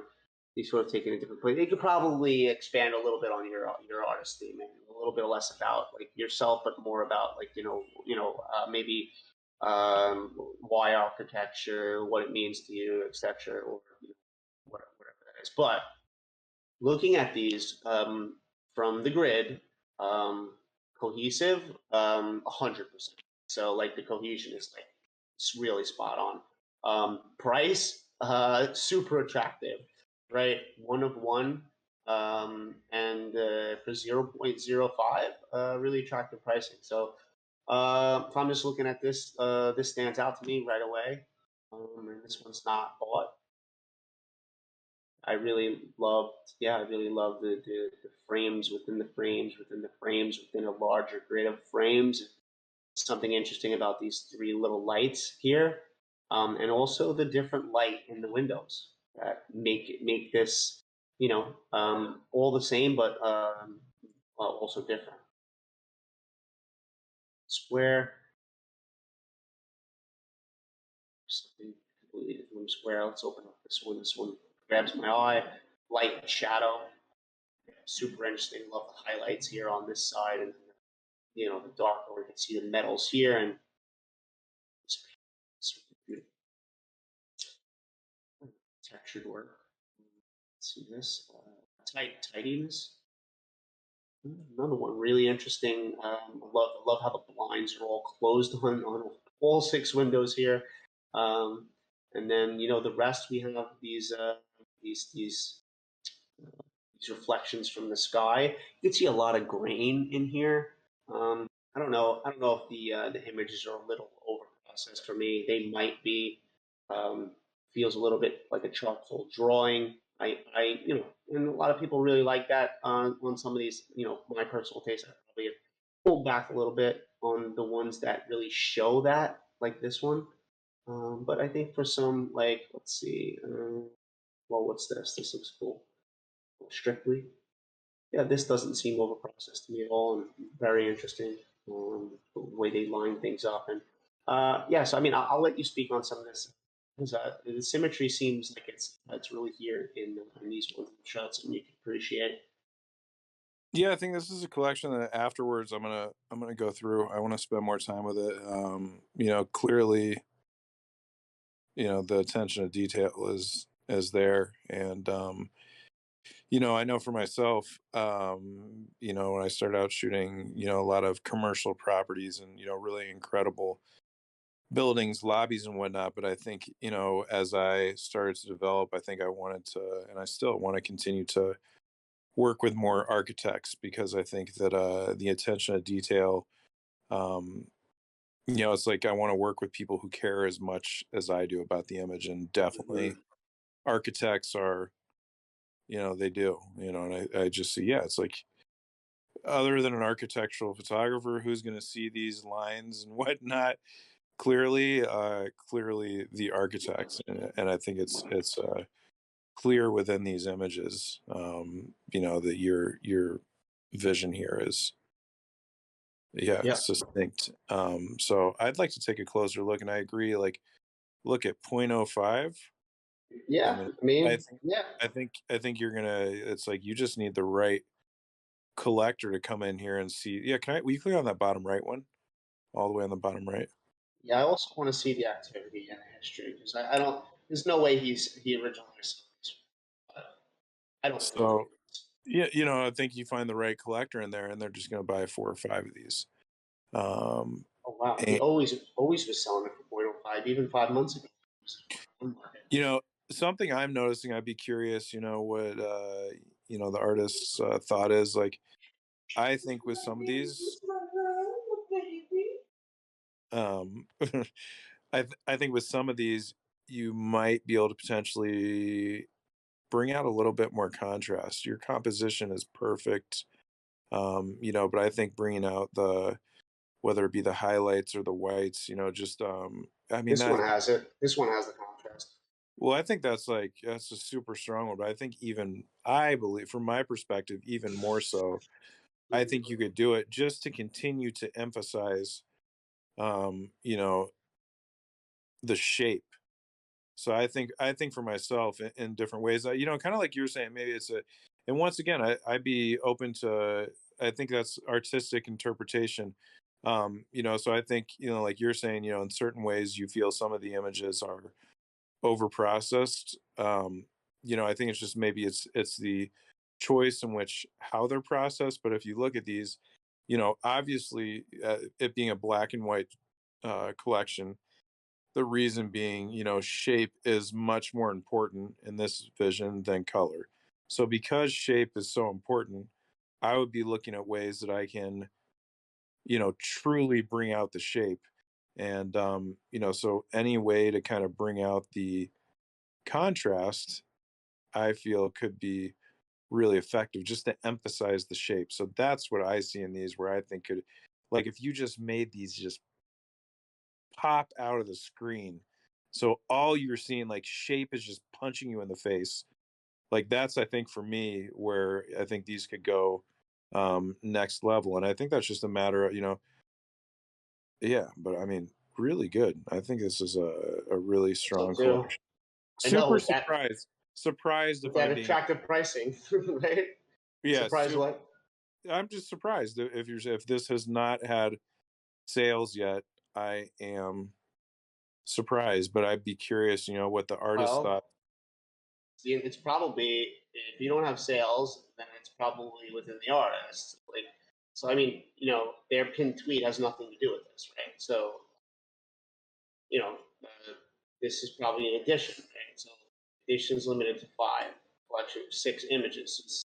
He has an edition collection going on right now. So if all the highlight is this right now, it's like Yeah. But once again, like, wise move. If it hasn't had traction, like moving on Yeah.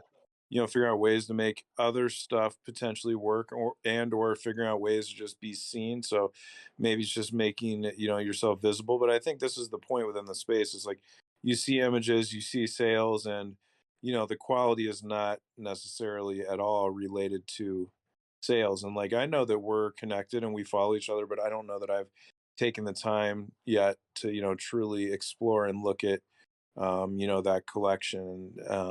Yeah, I'll take a closer look. But once again, I'd be curious, his thoughts on revisiting. And I think that's the beauty of, if the thing's on OpenSea, my understanding is you can make modifications and remint essentially without paying anything. And if that's the case, like, it's actually a gift that some of that stuff hasn't sold. So that's how I would view it. I would figure out a way to look at that stuff, potentially bring out the whites, the highlights, to just like have what you have expressed just come out screaming, because Yeah. your composition is on point in almost, I mean, every single one of those. It's composition so strong. So I think figuring out ways where people look at it and within that split second they just say yes, and they don't know why, they just say yes. And so I think, when you're talking about the post processing, I would agree, like some of this, just some, might Yeah. seem a little more muted in my opinion than it needs to be. And since you're not focusing on color, all you're focusing on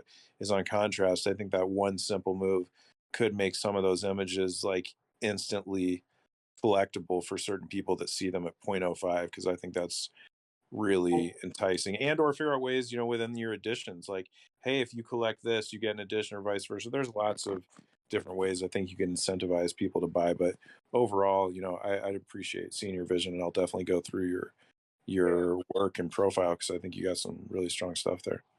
I mean, and why not in an editions market, market your stuff as one of ones with edition level pricing. Like, Totally. yeah, do that. Like, put out a post and say, like, we're in this editions market, but I've had this work posted at edition type pricing, this cohesive body of architectural work, and this is what the work means to me. And and I mean, I would retweet the shit out of it. I'm sure a lot of people would. I mean, it's great work, and you're getting a one of one for edition price. So use that leverage to your advantage. Like, market it that way. Shit. I'll say it one more time though, because I do think you're like, in my opinion, looking at that stuff, I feel like you're like a, like 13% difference in contrast away from those images being, some of those, from just somebody looking at those and just being like, just not even thinking about it at 0.05. Yeah. Because I think the composition's so damn good. And or if it's like, maybe it's local edits, on certain aspects of those highlights and whatnot. So I think it's just, looking at these and playing with yeah, I want to see it. Like, I want to keep clicking on them. I think I see these, and that's my desire, is like, I want to see more. It's like, all right, click on that, because every Yeah. single position is so good. It's like, for me, like, this one really lacks like contrast. It's like very stuff. So I mean, I get where they're going with this shot, but I don't know. You know, actually, they can't mix that shot anyways. It's sold, but like this one doesn't have contrast in it, which will help either. Or maybe it's the same, not the same quality. I like that one still, but I could see ones. Super simple fix, like super simple. I mean, and once again, I'd be willing to I'd be open to, somebody coming up and saying, like, yeah, that's not, like, I like it how it is. But I think once again, they seem, maybe because it's like a global edit and you're trying to, make sure you don't want things to be blown out and whatnot. But I think you could really toy a lot with the contrast and make these just fly This off. one's pretty sick. This one has contrast. This one's pretty sick. I feel like it pops. Cool. Awesome. Cool. Glad I looked at it. That's a cool collection. Yeah, here's something I wouldn't have done. So if you don't know the architect, I probably wouldn't put a property and put a question mark. And then a year question mark. I mean, I don't personally like that. If you don't know the year or the architect, just leave. Just don't put that property. Or what would look even better would just be then a question mark would be unknown. Do you agree with that? I mean, this Question is mark? super minor too, but I'm just looking at this and I see license, primary NFT holder. I don't know. I personally would potentially use caps there. It's just my super minor. I don't think that's going to be, somebody, choosing to buy it or not. But rather than, I don't know, if it's consistent, who cares? Yeah, But but I mean, yeah, I mean, why not hit every checkbox? If you can. Like, I point out those things too, unless does it's he like have his does he have his name in there? uh, in the actual properties. Yeah, like No, in the description there. No, like go up. uh, Uh, I think he definitely did. Well, it says by him, but that's only on OpenSea. So if it's not on OpenSea, then so I you're going would to lose put that. that. Like I think Yeah. you can add there like artist name, rather than just your, buy whatever, like add artist name within that description. I think is, probably, you know, yeah, I think that would be helpful. Yeah, this one needs contrast. But these are great. I love Like, these. agreed. Cool. So let's move on to the last one, which is an addition. So we're already in at like almost 3.5 hours, and this last one here. So they submitted this moment of silence. It's an addition of 8. So far, one person has purchased it. It's 0.02, and that's currently 30 USD. So obviously, it's an attractive price point. So let's read it first. It's a place in the middle of silence, away from everyday life. I was amazed by the view I saw on the shore of a lake. I immediately took out my camera and wanted to immortalize the moment. I hope you feel peace while watching this photo. Silence is the most powerful scream. Artist, there's all this information in here. I I personally like to spread out this information. I don't like to read it like this. It's like all on top of each other. That's just a personal preference. Why not add properties? At least add the properties, your name, how many editions, what's the other important one? Yeah, those two are very important. So, you know, I like adding in resolution and DPI and stuff. But, the most important ones are the name of the artist and the edition because, that metadata is super important to reflect that. All right, so looking at this, 8 editions, so that's not very ambitious. I like that. That's a low amount. But something I noticed was when I clicked on this, there's another image in here and the same collection, and it's maybe you could say it's also about solitude. I don't know if it fits or not, but it's a beautiful shot. Right? That's gorgeous. Reminds me of like a Neil Burrell or one of those those famous forest photographers. Got all the information in here, and stuff like that. Tranquility Forest. This isn't the one he asked for critique on, but hey, why not? I mean, this one it looks like it's the newest one. Like what? No, he minted this a month ago and hasn't had any sales. So he minted that a month ago and don't have sales, and you minted this 13 days ago. Why did you mint this one? I'm just going to be completely transparent. So uh, why would you add to the collection with another piece if you got zero traction on the first piece? This is a gorgeous piece. I think this is the nicer piece actually. I mean, I love the colors in this. I love the fog, everything about it. And you have no sales, and so that to me says that, and it's a small edition, only 8. So that when I see something like that, to me, it's got to be your presence. So let's see what your presence looks like. You have your Twitter. Um, you have a good amount of followers, 2,500. DM fam, new pinned post. Well, you've given people a lot of stuff here in your pinned post. Um, so this is a 1 of 1. That's a 1 of 1. Tranquility Forest is 8 of 8. June 30th. So retweeting other people's work. That's really good. But yeah, I wouldn't have minted a second one without, because look at this. Look, if you look to the right, top right here, his media is all about that image. But like, what about Tranquility Forest? Did you just give up on that one? Because I think it's the better image. With that being said, I'll leave this, Zach. Yeah, maybe pull up. Maybe we can just look at the individual images, and I can. So this is the image Let's see. that. Yeah, let me see this one. We click on that one. So Yeah. So this is the one that he currently minted. The last one didn't sell any, but he did mint this one. I think it's a beautiful shot. I like it. I think I don't know. When I look at it, for me, there's maybe a little bit of a lot of a frame on that left top corner. Maybe. But I think you do ultimately go and see. I You mean, do see the subject. I'm not sure. I enjoy this more. It's like like something like that. Like I I enjoy this.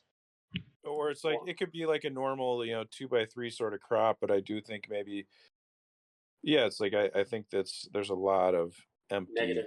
but yeah, a lot of negative space there, whereas obviously ultimately you want to see what's going on there with the person, so I think you could maybe have that effect with a bit tighter of a frame, in my opinion. That's something, also with my work, I usually shoot at 17 millimeters. I've made a living via 17 millimeter tilt shift. Even like the I don't know what the Air 2S is, like that drone, something like 20 millimeters, something like that. But once again, going back to Michael Sadowski, because I think that work is so compelling, and I think he often finds a sweet spot around maybe 30, 32 millimeters. And I think if I look at this looks closer to, if I had to guess, like 20.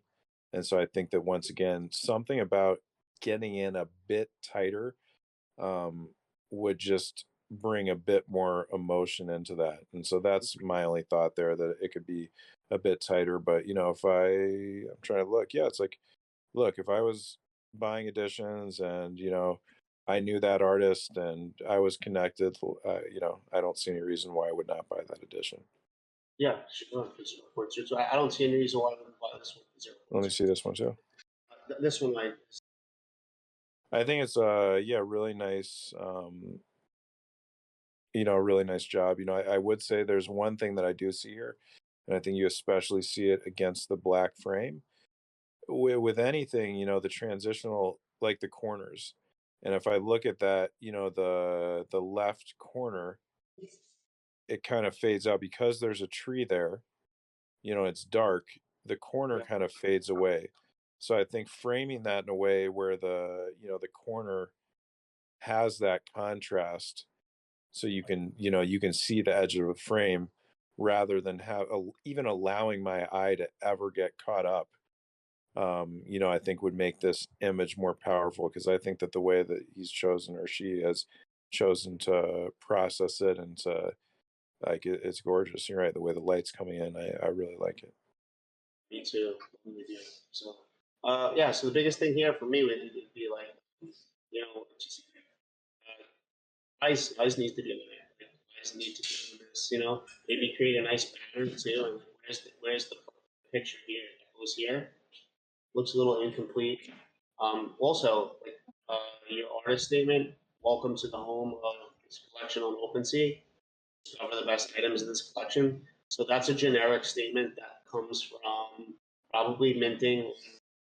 Nope, it says metadata centralized, so it's not on that. So this looks a little lazy to me. I'd be honest with you. I'd add a banner. I'd put the display image, and I would, I'd write something here. I mean, I think if those are both additions, you could also be like, rather than like calling it your collection, be like, additions by, or so Yeah. that way, if you call it out as additions by a particular artist, then I think you can, as long as you have all those additions in that same collection, it makes a lot more sense that they're aesthetically different. They don't even have to be related. Whereas if you just call it a collection and don't even necessarily specify that they are your additions, then I think people are looking for them to, have some sort of relation to each other.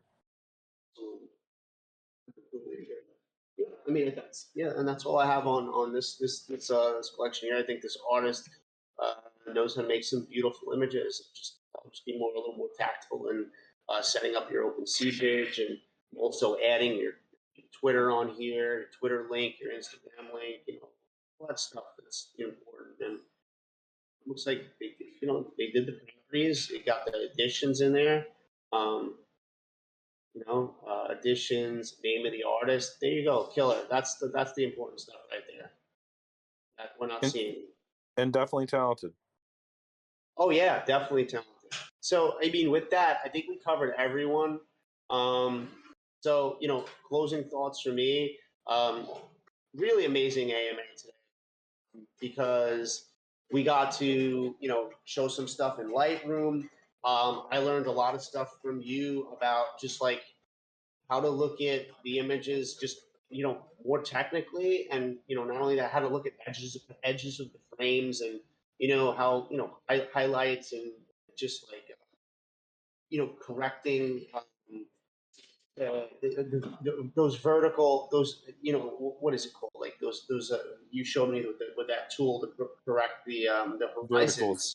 Yeah, Vertical horizon corrections, and your ability and your way that you see shapes and architecture and cityscapes and stuff like that. Yeah, it's really eye-opening for me. I'm sure a lot of people in here really appreciate the time, Zach, that you put aside to come in here and speak technically, as a professional.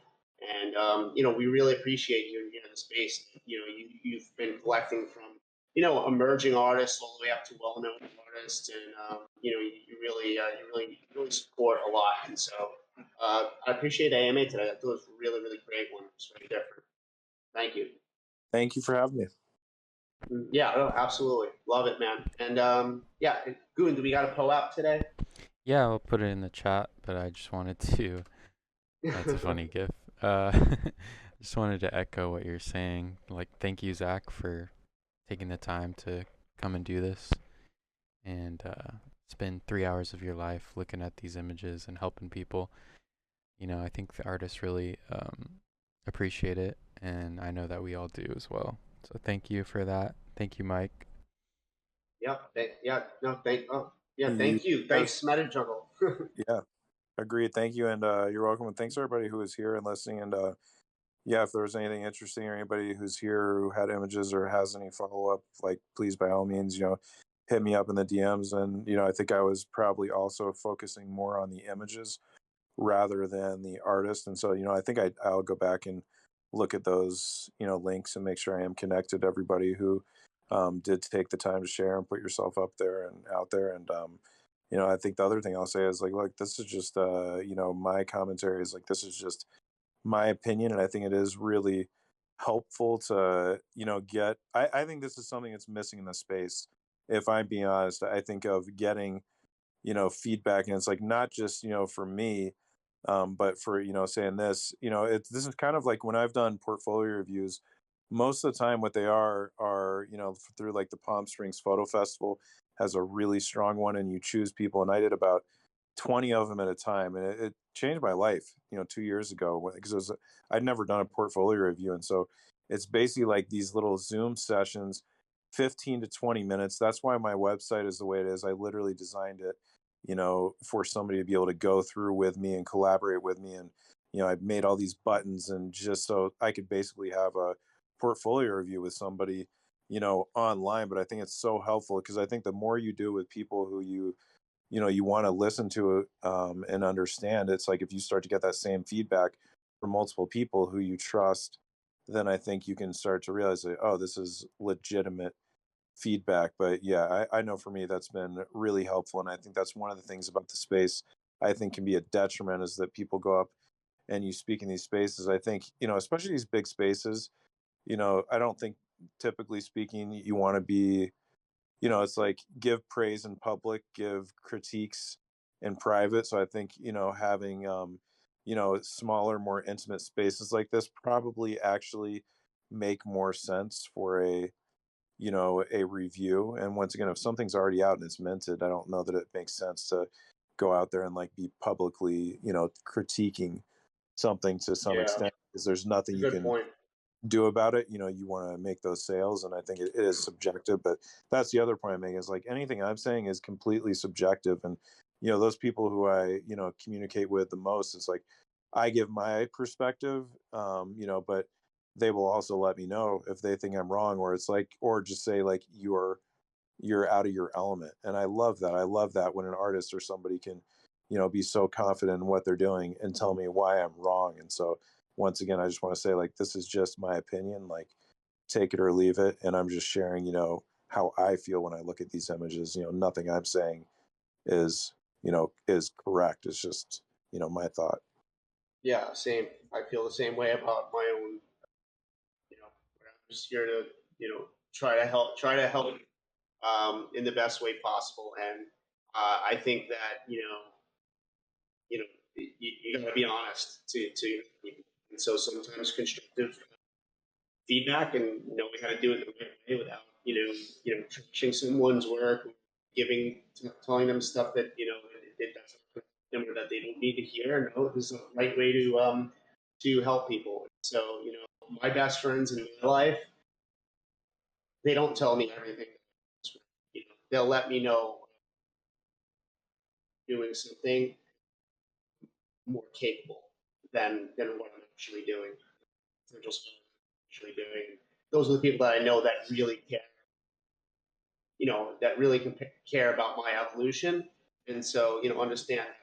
These spaces are made in a way that we care about the evolution of all in the space, because everyone's win within this space is one, because as big as we might think that this world is, as far as the NFT space and stuff goes, it's a small and a niche space, and we learned a lot of that yesterday at Christie's, of how intimate that setting was. I thought it would be a lot bigger, and so yeah, and that's all I've got. I had a great space today, so thanks so much. Thanks for people.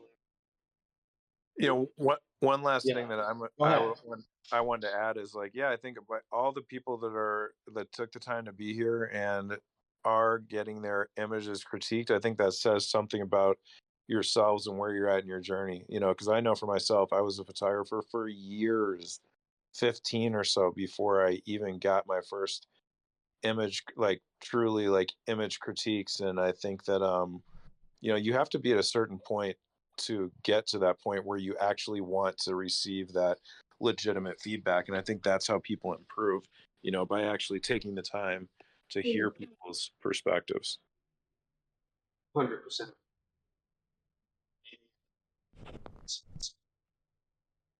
Cool. Yeah, I guess with that, and unless anyone has any other closing thoughts, then and the AMA for today. And if you guys don't know what the call out is going to give, it should be in the AMA live chat, and you should just click on the link. We'll drop a bunch of links. You click on It's it, in and it's in the voice chat. See How often? the little chat button? Where do I find that again? Oh, this thing? Yeah, Oh, open chat. it's already pulled up on your right. Oh, that I'm like, what is all this on the right? Oh, that's the POAP things. Okay, perfect. Yeah, click POAP here. Easiest way to do it is to have the POAP see your phone, and you just click it, put in your command spatial ETH, and it just says it right there, and good to go. On that, I'm going to in 3, 2, 1. Love you guys. Bye, everyone. Adios.